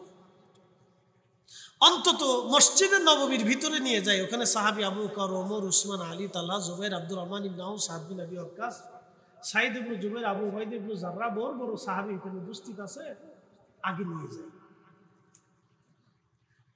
সালমান ফারসি বলেন, তাহলে তুমি আসো যদি নবীর কাছে যেতে চাও। নিয়ে চলে গেলেন মসজিদে নববীর ভিতরে। মসজিদে নববীর ভিতরে নিয়ে চলে যাওয়ার পরে মসজিদে নববীতে যখন নিলেন তখন তিনি মসজিদে নববীর ভিতরে যা সালাম দিলেন, আসসালামু আলাইকা ইয়া মুহাম্মাদা। এইভাবে যখন সালাম দিলেন তখন সাহাবীরা ডুকরিয়ে কেঁদে ফেলে বললেন, কে আপনি? আমাদের নবীকে সালাম দেন। বলে, আপনাদের মাঝে কি মুহাম্মদ রাসূলুল্লাহ সাল্লাল্লাহু আলাইহি সাল্লাম নাই? বলে, না, তিনি আজকে 3 দিন আগে ইন্তেকাল করেছেন, আমরা সবাই তার সাহাবী। একবার জোরে বলা যাবে কি মারহাবা? সাহাবী সাহাবী সাহাবী সাহাবী। এই জন্য আল্লাহ কোরআনে বলেন, আমিনু কামা আমানান নাস। আমার নবী সাহাবীরা যেইভাবে ঈমান আনছে তোমরা সেইভাবে ঈমান আনো। আমার রাসূলের সাহাবীরা যেভাবে ঈমান এনেছে তোমরা সেইভাবে ঈমান আনো। সাহাবীরা কাঁদতে লাগলেন ডুকরিয়ে ডুকরিয়ে। রসুলের কথা স্মরণ হয়ে গেল, প্রত্যেকজন সাহাবী কাঁদে। পাদ্রী বললেন, এ সাহাবীরা তোমরা কাঁদো কেন? বলে, তুমি আমাদের কষ্ট বাড়াই দিলা, তুমি আমাদের রসুলের কথা জিজ্ঞেস করলা, তার স্মরণ আসার সঙ্গে সঙ্গে বিরহ বেদনা সহ্য করতে না করে আমরা কাঁদতেছি। তাহলে বলো সেই নবীর কবর কোন জায়গা আছে? তখন সাহাবা ইকরাম বললেন, এই যে দেখো মসজিদে নবীর সাথে হুজরা মুবারক, এইখানেই তাকে দাফন করা হয়েছে, এখানেই তিনি ঘুমিয়ে আছেন। পাদ্রী রসুলে কারিমের রওজা শরীফের পাশে গেলেন, আল্লাহর হাবিবের রওজা শরীফের পাশে যা বসলেন। বসার পরে তিনি দোয়া করতে লাগলেন, হে রব, হে আল্লাহ, আমি তোমার উপরে আশহাদু আল্লা ইলাহা ইল্লাল্লাহু ওয়াহদাহু লা শারীকা লা ওয়া আশহাদু আন্না মুহাম্মাদান আবদুহু ওয়া রাসূলুহু। আল্লাহ, আমি তোমার উপরে এবং তোমার এই প্রেরিত রাসূলের উপরে আমি ঈমান আনলাম। তবে আল্লাহ, তোমার এই নবী যদি আখেরি নবী হয়, আল্লাহ তোমার এই নবী যদি আখেরি নবী হয়, তাহলে আমি আর দুনিয়াতে থাকতে চাই না। এই মুহূর্তেই তুমি আমারে তোমার কাছে নিয়ে চলে যাও, এই ঈমানের হালতেই তুমি আমাকে নিয়ে চলে যাও আল্লাহ। আল্লাহ রাসূলের সাহাবীরা বললেন, ঠিক ওই অবস্থায় তিনি রওজা শরীফের পাশে ইন্তেকাল করলেন। জান্নাতুল বাকিতে তাকে দাফন করা হলো। একবার জোরে বলা যাবে কি মারহাবা? এই জন্য কি ঈমান আনবে, কি ঈমান হারা হবে? আল্লাহ বলেন, জিবরাইল তুমি লিখে দাও, আমার এই বান্দা ঈমান হারা হবে না ঈমান নিয়ে কবরে যাবে, নাকি ঈমান ছাড়া কবরে যাবে, তুমি লিখে দাও, লিখে দাও। এই জন্য সাবধান, দোয়া পড়তে হবে, রব্বানা লা তুজিগ কুলুবানা বাদা ইয হাদাইতানা ওয়া হাব লানা মিন লাদুনকা রাহমাতান ইন্নাকা আনতাল ওয়াহ্হাব। এই জন্য আল্লাহ বললেন, কাইফা তাকফুরুনা, কি করে আমাকে অস্বীকার করো, বিকুনতুম আমওয়াতা, অথচ তুমি নির্জীব ছিলে, নিষ্প্রাণ ছিলে, দেহহীন ছিলে, অস্তিত্বহীন ছিলে, তুমি কিছুই ছিলে না। আমি আল্লাহ তোমাকে ফাহইয়াকুম, তোমার অস্তিত্ব দিলাম, তোমার জীবন দিলাম, তোমার জিন্দেগি দিলাম, তোমার চোখ দিলাম, তোমার কান দিলাম, তোমার হাত পা দিলাম, তোমার দেহ দিলাম, তোমার স্ত্রী দিলাম, তোমার সন্তান দিলাম, তোমার বংশ দিলাম, তোমার বংশ দিলাম, তোমার পিতামাতা দিলাম, তোমার নসল দিলাম, তোমার পরবর্তী বংশ দিলাম, তোমার দুনিয়া দিলাম, সূর্য দিলাম, আলো দিলাম, বাতাস দিলাম, খাবার দিলাম, রিজিক দিলাম, তোমার যা যা প্রয়োজন আমি আল্লাহ সব দিলাম। তারপরও তুমি কি করে আমাকে অস্বীকার করো? তারপরও কিন্তু কি করে তুমি নামাজ ছেড়ে দাও? তারপরে কি করে তুমি রোজা ছেড়ে দাও? তারপরে কি করে তুমি হক হালাল মতো চলো না? বলো, জবাব দাও। বুঝতে কি অসুবিধা হচ্ছে? তাহলে আমরা হুকুম মানবো কার? একসাথে বলতে হবে, কার? কোনো সন্দেহ? আমি এত সময় আপনাদেরকে কোরআন থেকে পাট পাট করে অংশগুলি বুঝিয়ে বুঝিয়ে দিচ্ছি। মায়ের রেহেমের ভিতরে সন্তান, ধীরে ধীরে ধীরে ধীরে আমি বড় হয়েছি। মায়ের রক্ত থেকে আমার রক্ত হয়েছে, মায়ের পুষ্টি থেকে আমার পুষ্টি হয়েছে, মায়ের গঠন প্রণালী থেকে আমার গঠন প্রণালী হয়েছে, মায়ের পানি থেকে আল্লাহ আমার পানি দিছে, মায়ের খাবার থেকে আল্লাহ আমার খাবার দিছে। এই জন্য গাইনি ডাক্তাররা বলে, কোনো অন্তঃসত্ত্বা নারী যদি বাচ্চা গর্ভে আসে, তাহলে তার ভালো মন্দ খাওয়াইতে হয়, দুধ ডিম পুষ্টিকর খাবার থেকে খাওয়াইতে হয়। আর আল্লাহ রসুল খাদ্য হিসেবে বলে দিয়েছেন, তোমরা তোমাদের গর্ভবতী নারীদেরকে খেজুর খাওয়াও। কি খাওয়াও? নারীরা তো খেজুর খায় না, খায় ফুচকা, শটপটি। চটপটির নাম দিয়েছে বিসমিল্লাহ চটপটি হাউস। বাপরে বাপ, বেডিরা চটপটির দোকানে গেলে চটপটিটা খুব পাম মারে, ভাবি আফা খুব যত্ন করে বানাই হয়েছে, আজকে খুব মজা হয়েছে, খা। খাওয়াইতে খাওয়াইতে খাওয়াইতে খাওয়াইতে বহুত খাওয়ায়, শেষ পথে যান গে বাড়ি চলে যায়, যাওয়ার সময় এক কথা সার্জেল কিনে নিয়ে যান। বুঝতে পারছেন? আল্লাহ রসুল বললেন, তোমরা তোমাদের গর্ভবতী নারীদেরকে খেজুর খাওয়া, তোমরা তোমাদের বাচ্চাদেরকে খেজুর খাওয়া। আমরা তো খেজুর খাওয়াই না, খাওয়াই হলে চিপস। আর কি খাওয়ায়? চিপস খাওয়ায়। এরপরে যে আর একটা চকলেটের মতো কি খাওয়ায়, ললিপপ। ললিপপ। সেদিন এক বাচ্চারা দিয়ে, ছোট্ট বাচ্চারা ললিপপ খাচ্ছে। কি খাওয়ান? ললিপপ খাওয়াচ্ছে হুজুর। খাওয়া। আল্লাহ রসুল খেজুর খাওয়াইতে গেছে, আর আপনি ললিপপ খাওয়াচ্ছেন। খাওয়া।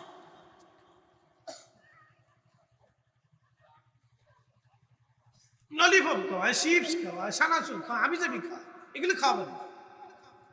এই জন্য আরবের বাচ্চা এক পাশে রাখবেন আর বাংলাদেশের বাচ্চা আর এক পাশে রাখবেন। আরবের 10টা বাচ্চা এক পাশে ছেড়ে দিবেন, বাংলাদেশের 100 বাচ্চা আর এক পাশে ছেড়ে দিবেন, বোঝা যাবে কোনটা আরব কোনটা অনারব।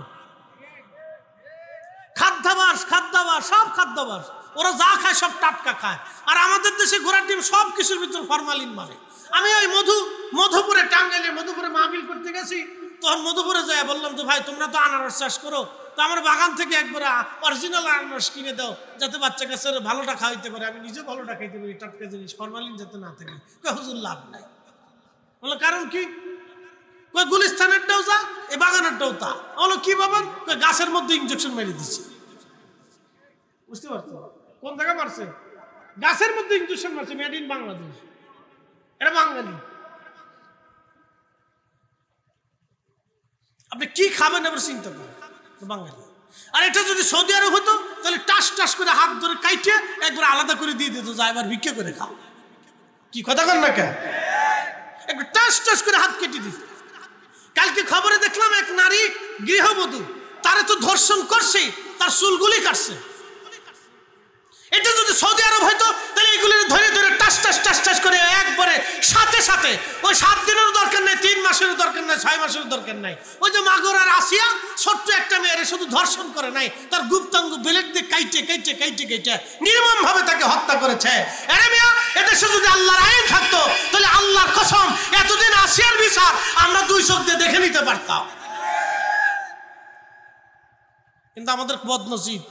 ওই যে বললাম কি, সারা মাস বেড়ে কয় কলস কলস, সকালবেলাকে বাইরে দিচ্ছে বদলা, মেড ইন বাঙালি।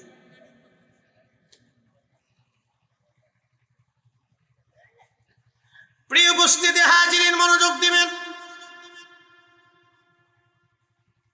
প্রিয় ভাই আমার, তারাশের মুসলমান শুনে যাবে না বন্ধু। মায়ের রেহেমের ভিতরে একটা সন্তান বড় হতে থাকে, কি চমৎকার! এই সন্তানটা পুষ্টি হয় মায়ের পুষ্টি থেকে, এই জন্য মাকে ভালো খাবার খেতে হয়। এই সময় মাদেরকে নামাজি হতে হয়, কোরআন ফন্ডওয়ালা হতে হয়। বলে হুজুর এই কথা কেন বলতেছেন? আমি আপনার পরিসংখ্যান দিই। মার পুষ্টি থেকে বাচ্চার পুষ্টি হইল। মা যদি দুধ খায় তো বাচ্চা দুধ পায়, মা যদি ডিম খায় তো বাচ্চা ডিম পায়, মা যদি শাকসবজি খায় তো বাচ্চা শাকসবজি পায়, মা যদি পুষ্টিকর খাবার পায় তো বাচ্চা পুষ্টিকর খাবার পায়, মা যদি এই পুষ্টিজনিত ভালো ভালো খাবার খায় তাহলে বাচ্চারও ভালো পুষ্টি হবে। এটা বিজ্ঞানের ঠিক। এখন প্রশ্ন করি, যেই মা বাচ্চা পেটে করে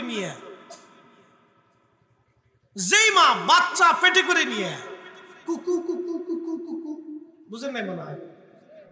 কুকু কুকু বুঝেন নাই মনে হয়? বিয়ে বাড়ি দেখবেন, আপনাদের এলাকা আছে কিনা না জানি না, আমাদের ঢাকার ওই অঞ্চলে আছে। বিয়ে অনুষ্ঠান হইলে ডেকসেট বাজাইয়া কুকু কুকু কুকু কুকু সারা রাত ধরে খালি কুকু কুকু কুকু কুকু করে। এই কুকু কুকু শুনে পোলাপানুন আছে, বেডিন আছে, বেড়ান আছে, সারান আছে, সেরিন আছে, সবাই খালি নাচতে থাকে। মানে কি এক পাগলের আস্তাখানা হয়ে যায়। বাসা বাড়িতে ঘুমানোর কোনো সুযোগ থাকে না। শেষ পর্যন্ত বাসা বাড়ি চেঞ্জ করে নিয়ে বসুন্ধরার ভিতরে ঢুকছি, যে না, এটা সব এলাকা ভদ্রচিতে লাগে, এখানে কুকু কুকু বাজানো যাবে না, এখানে আইন কানুন আছে। তার আগে যেখানে ছিলাম 2 দিন পর পরই কুকু কুকু কুকু কুকু কুকু কুকু, কেউ কারে জিগাইতে পারে না, বস্তি এলাকা, সবাই কুকু কুকু কুকু কুকু কুকু কুকু। আমাকে ধরে এই কুকু কুকুর জালে থাকা যাবে না, এটা অসুস্থ এলাকা। কি কথা বল না কেন? এগুলো সব অসুস্থ, একটা সুস্থ নেই, একটা পরিবারও সুস্থ নেই, সব অসুস্থ। খালি ব্যাঙ্গের ছাওয়ার মতো আর ইঁদুরের বাচ্চার মতো খালি বাচ্চা ফুটেই দিতেছে যায় দেখুন বস্তি এলাকাতে। আর সব ওই হইতেছে, এখন নাম দিছে কি, ওই কিশোর গ্যাং, এরপরে হিরোইনসি, এরপরে মানুষ খুন করে, ডাকাতি করে, রাস্তাঘাটে ডাকাতি করে, দিন দুপুরে ডাকাতি করে। এগুলো যদি সরকার এখন নিয়ন্ত্রণ করতে না পারে তাহলে আগামী 15 বছর পরে আপনার আমার সন্তান বাচ্চা কাচ্চা অনিরাপদ হয়ে যাবে। কথা বলেন ঠিক কিনা? সব ব্যাঙ্গের ছাতার মতো আর এই ইঁদুরের বাচ্চার মতো বাচ্চা জন্ম দিতেছে, কোরআন হাদিস এই আদব লেহাজ কিচ্ছু শিখে না, এই কুকু কুকু, সব কুকু কুকু।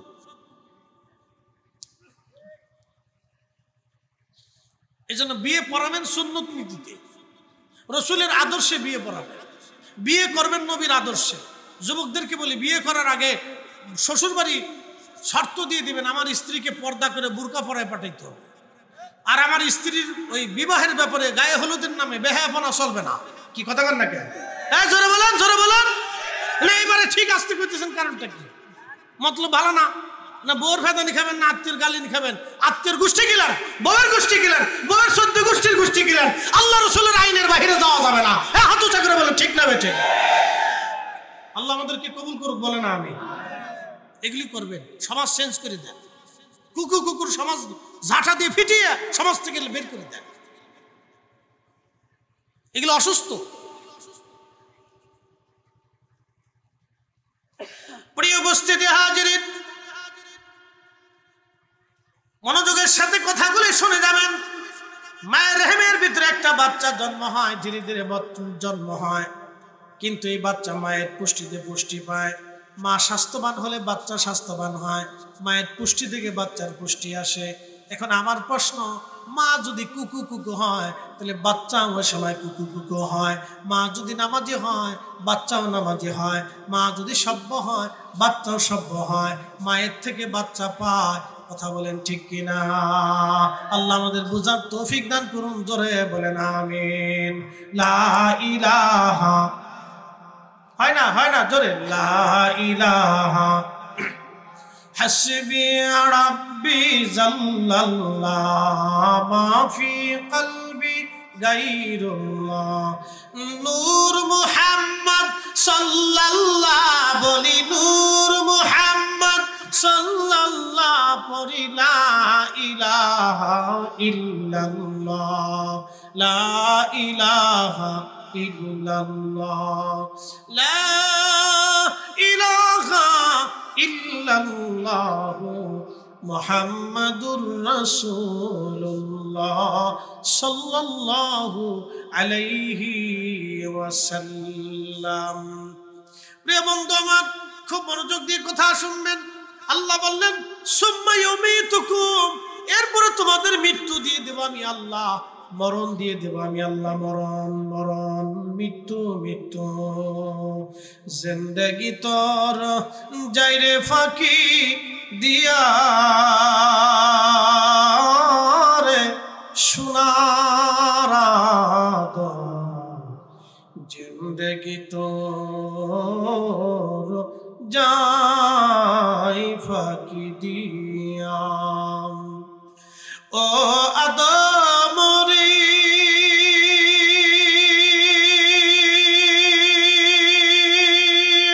পাকে ধরিয়া গেছে দাড়ি, দন্ত বাসে গোটাচারি, সমন জারি গিয়াছে করিয়া রে সোনার জিন্দেগি তোর যাই ফাঁকি দিয়া। সুম্মা ইউমীতুকুম, তোমাদেরকে মৃত্যু দিব। সুম্মা ইউহয়ীকুম, তোমাদেরকে আবার কবরে জিন্দা বানাবো। মৃত্যু তোমাদেরকে দিয়ে দেব, কবরে আবার জিন্দা বানাবো। আমার বান্দারা তোমরা মারা যাবা, কথা তো সত্য। পৃথিবীতে বর্তমানে কোটি কোটি মানুষ, লক্ষ লক্ষ বছরে মানুষ মারা গেছে, কেউ আর আমাদের দেশে ফিরে আসে নাই। কিন্তু সনাতনীদের একটা বিশ্বাস, আবার আসিব ফিরে ধানসিঁড়িটির তীরে নবান্নে বাংলায়, হয়তো শালিকের বেশে, না হয় কবুতরের বেশে, না হয় কাউয়ার বেশে, না হয় কুত্তার বেশে, না হয় শিয়ালের বেশে। সনাতনী যারা, হিন্দু যারা, তাদের ধর্ম বিশ্বাস হলো ভগবান আমাদেরকে আবার পৃথিবীতে পাঠাবে। আমাদের ধর্মের বিশ্বাস হচ্ছে আর কখনো দুনিয়াতে আসার কোনো সুযোগ না। একসাথে বলেন, আসার সুযোগ, আসার কোনো লাইন যদি থাকতো তাহলে বাঙালিরা আগে চেষ্টা করত। আজরাইলের কত ভাই তোর পয়সা করে কিছু দিবানি, আমার কদিন পরে ল। ফেরেশতাদেরকে বলতো, ফেরেশতা মালিক তোমার কিছু দিবানি, তুমি আমরা আবার দুনিয়াতে পাঠাও। তাহলে বাঙালিরা যে সিস্টেম জানে, পৃথিবীর মধ্যে সবচেয়ে বড় সিস্টেম হলো বাঙালি। যেখান থেকে হোক ফাঁক করে একটা না একটা বাইর করে হোক, বুঝাই সুঝাই হোক, টাকা পয়সা মাইরে হইলেও ছুটে চলে আসতো। কিন্তু আসার কোনো সুযোগ টুযোগ নাই। আল্লাহ কোরআনে বলে ওয়ালাই ইউআখিরাল্লাহু নাফসান ইযা জাআ আজালুহা।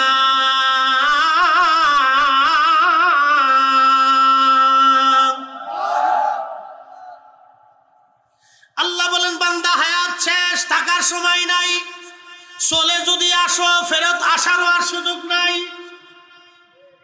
সুম্মা ইউমীতুকুম, তোমাদের মৃত্যু দিয়ে দেব, মৃত্যুর পরে সুম্মা ইউহয়িকুম, তোমাদেরকে ওই জগতে জিন্দা বানাবো, ইল্লিনে সিজ্জিনে তোমাদেরকে আমি দিয়ে দেব। আহা কি চমৎকার আল্লাহর আইন! দুনিয়াতে আর আসার কোনো সুযোগ নাই। মরণ মরণ মরণ মরণ। ও মা বোনেরা, তাহলে শুনে যান, মরণ মরণ আপনার হবে, আমারও হবে। এই জন্য দুনিয়াতে যারা আল্লাহর দেওয়া জিন্দেগি গঠন করে যায়, আল্লাহ কোরআনে তাদের সম্পর্কে বলে দিলেন, আমি তাদেরকে ডাক দেব, ইয়া আইয়াতুহান নাফসুল মুতমাইন্না তুরজিই ইলা রাব্বিকি রাদিয়াতাম মারদিয়া। হে প্রশান্ত আত্মা, ইরজিই, আমার দিকে আসো, ইলা রাব্বিকি রাদিয়াতাম মারদিয়া, আমি আল্লাহর সন্তুষ্টির দিকে তুমি চলে আসো। একসাথে বলবেন না মারহাবা? কার সন্তুষ্টি? জোরে বলেন কার? না না, আরো জোরে বলেন কার? এই জন্য ইমানদার মরণকে ভয় পায়। না না, জোরে বলেন, ইমানদার মরণকে ভয় পায়। ইমানদার কার সন্তুষ্টি নিয়ে যায়? জোরে বলেন কার? কার? এই জন্য আল্লাহ বলেন ইরজিই, আসো, আমার কাছে আসো, ইলা রাব্বিকি রাদিয়াতাম মারদিয়া, আমি তোমাকে, তোমার উপর সন্তুষ্ট হয়েছি, তুমি আমার কাছে চলে আসো, আমার কাছে চলে আসো। ফাদখুলি ফি ইবাদি ওয়াদখুলি জান্নাতি, আমি আল্লাহর দেওয়া জান্নাতে চলে আসো। যেখানে আমার পছন্দের ব্যক্তিরা জান্নাতে থাকে, তুমি চলে আসো আমার জান্নাতে, তুমি চলে আসো। হে প্রশান্ত আত্মা, আল্লাহ নফসে মুতমাইন্নার কথা বলেছেন, প্রশান্ত আত্মার কথা বলেছেন। এখন প্রশান্ত আত্মা আপনাদেরকে বুঝাই দিয়ে যায় যে আত্মায় সুদ খায় সে কি প্রশান্ত না অসুস্থ? কেউ ঘুম দিবেন না, জিম দিবেন না, রাত বেশি, গ্রামের মানুষ কাজ করেন। একসাথে বলেন আল্লাহু আকবার। এটা গুরুত্বপূর্ণ ওয়াজ। আরো জোরে বলেন আল্লাহু আকবার। না না, হয় না, হয় না, আরো জোরে, আরো জোরে, জোরে হাত উঁচু করে বলেন তো, হাত উঁচু করে। নারে তাকবীর, নারে তাকবীর। ফিলিস্তিন ফিলিস্তিন ফিলিস্তিন ফিলিস্তিন ফিলিস্তিন ফিলিস্তিন। হাত নামান। আমরা পুরা বাংলাদেশ এখন ফিলিস্তিন। কি কথা কন না? কেন পুরা বাংলাদেশ কি কথা কন? পুরা বাংলাদেশ কি? সারা পৃথিবীর মানুষ দেখছে পুরা বাংলাদেশ এখন ফিলিস্তিন। পুরা বাংলাদেশ ফিলিস্তিন। বাঙালিরা যে ফিলিস্তিনিদেরকে ভালোবাসে এটা তার বাস্তব প্রমাণ। পুরা দেশটা এখন ফিলিস্তিন। আমি আপনাদের একটু জিম টিম ছুটাইলাম, কারণ ওয়াজটা এখন খুব গুরুত্বপূর্ণ। ইয়া আইয়াতুহান নাফসুল মুতমাইন্না, হে প্রশান্ত আত্মা। এখন বলেন, যে আত্মায় সুদ খায় এটি কি সুস্থ না অসুস্থ? যে আত্মায় ঘুষ খায় সে আত্মা কি সুস্থ না অসুস্থ? যে আত্মা অন্যের জমি মেরে খায় সে আত্মা কি সুস্থ না অসুস্থ? যে আত্মায় টেবিল নিচ দিয়ে ঘুষ নিয়ে গরিব মানুষের রক্ত শুষে খায় ওই আত্মা কি সুস্থ না অসুস্থ? না না, একসাথে বলেন, সুস্থ না অসুস্থ? যে আত্মায় নামাজ কালাম ছেড়ে দিছে এ আত্মা সুস্থ না অসুস্থ? যে আত্মা রোজা রাখে না সে আত্মা কি সুস্থ না অসুস্থ? যে আত্মা আল্লাহর আইন মানে না, রাসূলের সুন্নাহ মানে না, সে আত্মা কি সুস্থ না অসুস্থ? অসুস্থ, বেমারি, অসুস্থ। এই জন্য আল্লাহ রাসূল বললেন, আমার উম্মত, তোমাদের বডির ভিতরে একটা গোশতের টুকরা আছে, যদি সুস্থ থাকে, ইদা সালুহাত সালুহাল জাসাদ, তাহলে শুনে রাখো তোমার পুরা বডিটা সুস্থ থাকে। আর যদি সেটা অসুস্থ হয়ে যায়, ইদা ফাসাদাত ফাসাদাল জাসাদ, তাহলে পুরা বডিটা অসুস্থ হয়ে যায়। আলা ওয়াহিয়াল কলব, সেটা তোমার কাল কাল কাল কাল কাল।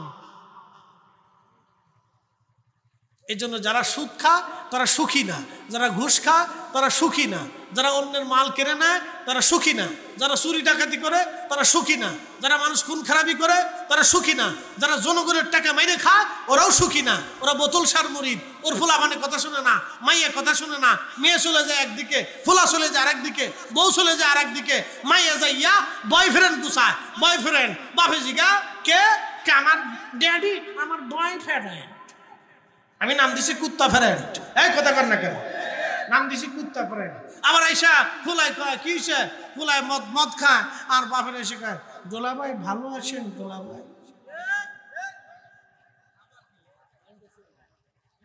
আসুক কার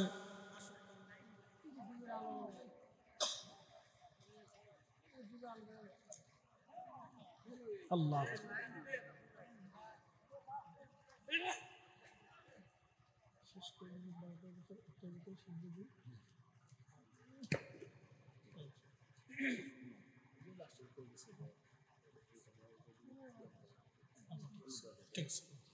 আমরা সকলে বলি না মারহাবা, একসাথে বলি আল্লাহু আকবার। বলে আমরা কি সুস্থ হব না অসুস্থ হব? সুস্থ হব। একটা ঘটনা বলে ওয়াজ শেষ করব, একসাথে কর মারহাবা। মুসা আলাইহিস সালামের জামানায় বৃষ্টি নাই। কি নাই? বৃষ্টি নাই। সাইয়েদনা মুসার জামানাতে বৃষ্টি নাই। বৃষ্টির অভাবে বনি ইসরাইল মুসা নবীর কাছে এসে বলল, হুজুর বৃষ্টির বড় অভাব, আপনি আমাদের জন্য দোয়া করে দেন যাতে বৃষ্টি হয়।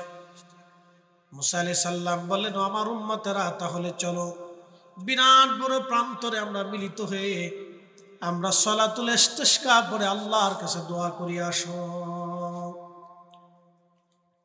বিরাট বড় প্রান্তরে হযরত মুসা কালিমুল্লাহ বনি ইসরাইলের লক্ষ লক্ষ মানুষ নিয়ে জমা হলেন।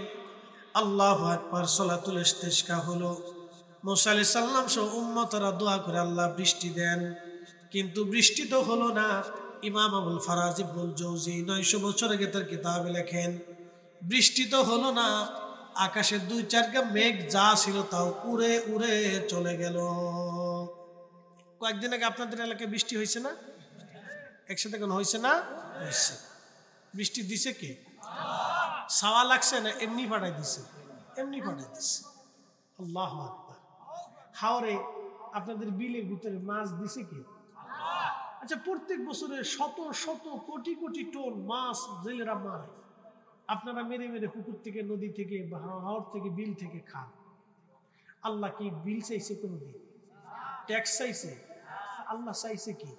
লা ইন শাকারতু, তুমি আমার শুকর করো, ওয়া ইন কাফারতু, তুমি আমার অকৃতজ্ঞ হইও না। তো শুকর কি? হাইয়া আলাস সালাহ,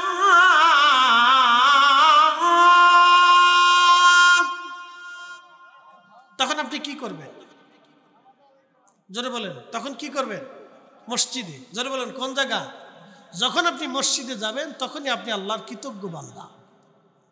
কুকুর থেকে বুঝেন, আপনাদের বাড়িতে কুকুর থাকে, ওর জন্য বরাদ্দ কি? মাসে কোনো বেতন আছে? ভালো কোনো ওর কম্বল বিছানাপত্র আছে? প্রত্যেক দিন সকালবেলা গরুর গোশত, দুপুরবেলা কালাভোনা, রাত্রিবেলা মুরগির গোশত, এই ধরনের কোনো সিস্টেম কুকুরের সাথে লেনদেন আছে? আপনি তারে খাবার ভালো মন্দ দেন, যা দেন দেন, ও খাইয়া রাত্রিবেলা সারা রাত আপনি ঘুমান, ও বাড়ি পাহারা দেয়। এখন আপনি চিন্তা করলেন আমি কুত্তা দিয়ে পাহারা দেবো না, শিয়াল আনবো। তো কুত্তা ফিডাই খেদাই দিয়া, তারাই দিয়া আপনি দুগে শিয়াল ধরে নিয়ে আসছেন। ওরে সকালে খাওয়ান, দুপুরে খাওয়ান, মুরগি খাওয়ান, গরু খাওয়ান, খাসি খাওয়ান। এরপরে সাইডে দিয়ে বললেন, শিয়াল রে, কুত্তা দিয়ে পাহারা দিয়ে হয়েছি এতদিন, অন্তরে লুই আইছি, তোর এই যে গরুর গোশত খাইলাম, মুরগা খাইলাম, এত কিছু খাইলাম, তুই কিন্তু আমার মুরগা ধরিস না। কি মনে হয় আপনার কাছে? ও মুরগা চুরি করে ফালাবে, কারণ আল্লাহ ওরে আইন করে দিছে তুই মুরগা চুরি করে খা, এটা তোর লেগে হালাল।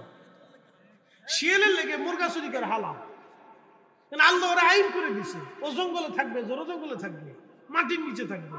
আর কুত্তাকে আল্লাহ আইন করে দিছে, তোর মালিক তোর খাবার যাই দিবে তুই খাবি, বাড়ি পাহারা দিবি, কিন্তু বেঈমানি করবি না। এই জন্য কুত্তা বেঈমানি করে না, মানুষে বেঈমানি করে। কথা কর না কেন? বেঈমানি করে কারা? মানুষে করে, জিনে করে, কুত্তায় করে না। কোন পশু পাখি বেঈমানি করে না, মানুষে করে। হযরত মুসা নবী বললেন, আমার উম্মতরা আসো সালাতুল ইস্তিসকা পড়ি। লক্ষ লক্ষ উম্মত নিয়ে মুসা আলাইহিস সালাম সালাতুল ইস্তিসকা পড়লেন, দোয়া করলেন। দোয়া শুরু হয়ে গেল, বৃষ্টি তো হলোই না। একেবারে আল্লাহর আকাশে 2-4 মেঘ যা ছিল সব উড়ে চলে গেল। উম্মতরা এসে বলল, হুজুর আপনি কি করলেন? আমরা এই যে বৃষ্টির জন্য নামাজ পড়লাম, এত কিছু করলাম, বৃষ্টি হলো না। আর 2-1 খন্ড মেঘ যা ছিল উড়ে চলে গেল। নবী কি দোয়া করলেন আপনি? মুসা আলাইহিস সালাম বললেন, তাহলে তোমরা শোনো, জীবনে যে গুনাহ করছো সে চলে যাও, যে গুনাহ করো না সে বসে থাকো। এখন যদি বলা হয় যে গুনাহ করছো সে চলে যাও, আর যে গুনাহ করো না সে বসে থাকো, তাহলে একবারে 7 বছরের নিচে ছাড়া আর কেউ নাই। কথা কর না কেন, জোরে বলেন। শ্রোতা, বক্তা, খতিব, মুসল্লি, সভাপতি, মুতল্লি, এলাকাবাসী আর মহল্লাবাসী, বৃদ্ধ থেকে যুবক, কেউ আর বাদ যাবে না। সবাই কইতে হবে তাহলে আমরা বাইরে চলে যাই। থাকবে কারা? লেংটু বাহিনী, বিচ্ছু বাহিনী। 7 বছর পর্যন্ত ওদের কোনো গুনাহ লেখা হয় না। ওরা আম চুরি করলেও অপরাধ নাই, জাম চুরি করলেও অপরাধ নাই, কাঁঠাল চুরি করলেও অপরাধ নাই। আবার চুরি করিস না কিন্তু সাবধান। বই বই শুনতেছেন হুজুর কি কর। ওদের এই সময় অপরাধ নাই। এদের কিন্তু লুঙ্গি খুলে, প্যান্ট খুলে একদম খাড়াইয়া চারাইয়া ম্যাচ সেলিব্রেশন স্টার্ট করতেছে। তা ঘুরাই ঘুরাই ঘুরাই ঘুরাই ঘুরাই ঘুরাই মারে, বুঝছেন? এই জন্য বাচ্চারা যদি দুষ্টুমি করে ওদের উপর রাগ করবেন না, এই তো আদত। আমরা ছোট গেলে অনেক করছি, অনসেন মুক্তি সব হয়ে গেছি, বুঝছেন না? ছোট গেলে আমরা অনেক করছি। তো মনোযোগ দিবেন। মুসা আলাইহিস সালাম বললেন, চলে যাও যার গুনাহ আছে। লক্ষ লক্ষ মানুষ থেকে প্রায় 90% মানুষ চলে গেল, মাত্র 10% মানুষ বসে আছে। আল্লাহর নবী সুলাইমান মুসা আলাইহিস সালাম আবার সবাইকে নিয়ে সালাতুল ইস্তিসকা পড়লেন। আবার দোয়া শুরু হলো। বৃষ্টি তো হলোই না, আকাশ থেকে আরো গরম পড়া শুরু হলো। উম্মতরা এসে বলল, হুজুর গরম আরো বেশি পড়তেছে, বৃষ্টি তো হলোই না। অথচ কথা ছিল সালাতুল ইস্তিসকা পড়ার পরেই বৃষ্টি হবে। বৃষ্টি তো হলোই না, আরো গরম পড়া শুরু হয়ে গেল। আল্লাহর নবী কি করব আমরা? মুসা আলাইহিস সালাম বললেন, আমার উম্মতেরা শোনো, জীবনে একটা গুনাহ যে করছো সে চলে যাও, যার জীবনে একটা গুনাহ নাই সে বসে থাকো। লক্ষ লক্ষ মানুষ বনি ইসরায়েলের প্রায় 7টা গর্ত ছিল, গোত্র ছিল বনি ইসরায়েলের। 7টা গোত্রের ভিতরে 14 থেকে 20 লক্ষ মানুষ ছিল। সব মানুষগুলি চলে গেল, মহিলা, পুরুষ, বৃদ্ধ সব চলে গেল। কিন্তু ময়দানের এক কোণার মধ্যে বসে এক অন্ধ মাথা নিচু করে বসে আছে। জোরে বলা যাবে কি আল্লাহু আকবার? তেলের গাড়ি তেলে চলে,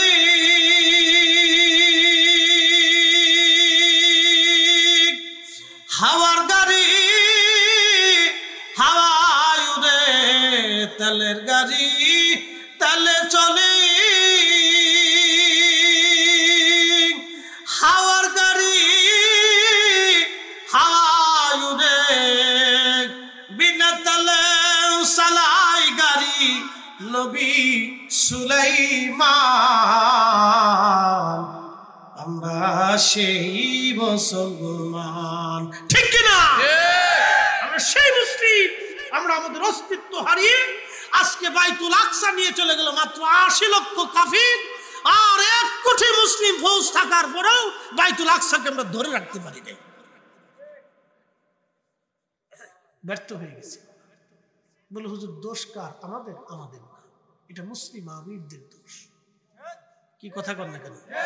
পৃথিবীর প্রত্যেকটা মুসলিম দেশের প্রত্যেকটা আমির বেঈমানি করেছে, বাইতুল আকসার সাথে বেঈমানি করেছে, ফিলিস্তিনিদের সাথে বেঈমানি করেছে। কথা বলেন ঠিক কিনা? সব মুসলিম আমির একত্রিত হয়ে মুসলিম যে সংগঠন আছে ওয়াইসি সংগঠন, এটার সবাই মিলে বৈশ্য যদি সিদ্ধান্ত নেয় আমরা ইসরায়েলের সাথে কোনো লেনদেন করব না, শেষ। শুধু এতটুকু সিদ্ধান্ত নিলেই শেষ, আর বেশি লাগে না। কিন্তু কেউ নেবে না, সবাই মালের চিন্তা আর গদির চিন্তা। সৌদি আরবের বাদশা চিন্তা করে ওর সাথে ঝামেলা করতে গেলে আমার গদি নষ্ট করবে, কুয়েতের বাদশা চিন্তা করে আমার গদিও যাইব, মিশরেরটা চিন্তা করে আমারটাও যাইব, জর্দানের বাদশা তো সরাসরি ইহুদির দালাল, জর্দানের বাচ্চা একবারে সরাসরি ইহুদির দালাল, একবারে সরাসরি ইসরায়েলের দালাল।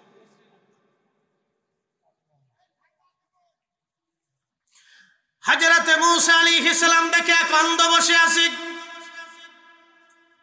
হযরতে মূসা নবী হেঁটে হেঁটে অন্ধর কাছে যা বলেন, অন্ধা তুমি কি শোনো নাই আমি বলেছি একটা গুনাহ জীবনে যে করছে সে চলে যাবে, একটা গুনাহ যে করে না সে বসে থাকবে। অন্ধ ডাক দেয়া বলল, নবী গো, আমার জীবনে কোনোদিন মনে পড়ে না আমি জীবনে কখনো কোনো গুনাহর কাজ করেছি। একসাথে বলেন আল্লাহু আকবার। তবে নবী মূসা কালিমুল্লাহ, আমি জীবনে একটা ভুল করেছিলাম। কি করেছিলাম? একটা ভুল করেছিলাম। রাস্তার পাশ দিয়ে সদর রাস্তার পাশ দিয়ে আমি হেঁটে হেঁটে যাচ্ছি। রাস্তার পাশে একটা বাড়ি ছিল, বাড়ির সদর দরজাটা উন্মুক্ত ছিল, খুলে রাখা ছিল। অন্দরমহলে এক বেগানা নারী, অন্দরমহলে মহিলা তার নিজের পরিস্থিতির উপরে ছিল। দেখবেন এটা তো স্বাভাবিক, অন্দরমহলে নারীরা তো তার নিজের পরিস্থিতির উপরেই থাকে।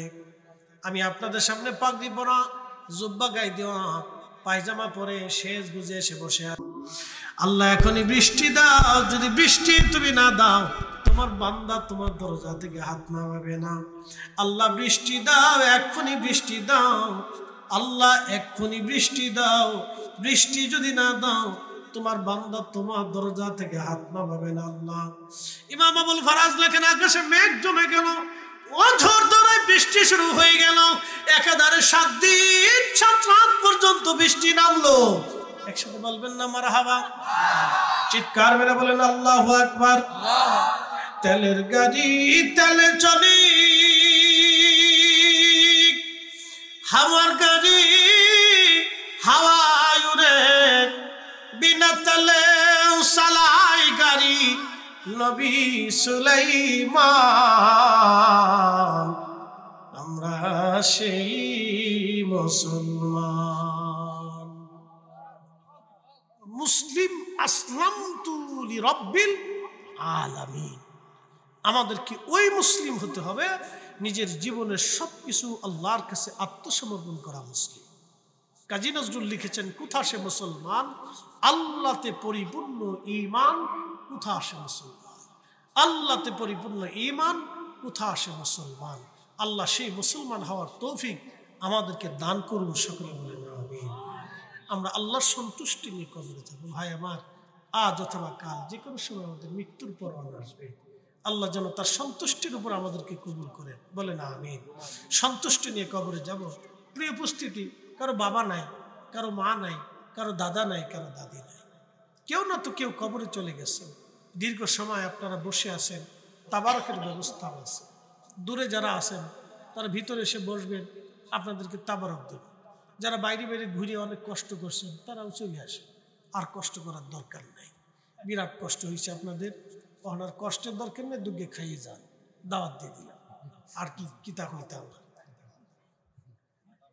তো আসেন, তাবারক নিয়ে যাবেন, দোয়া করে যাবেন। কথা হলো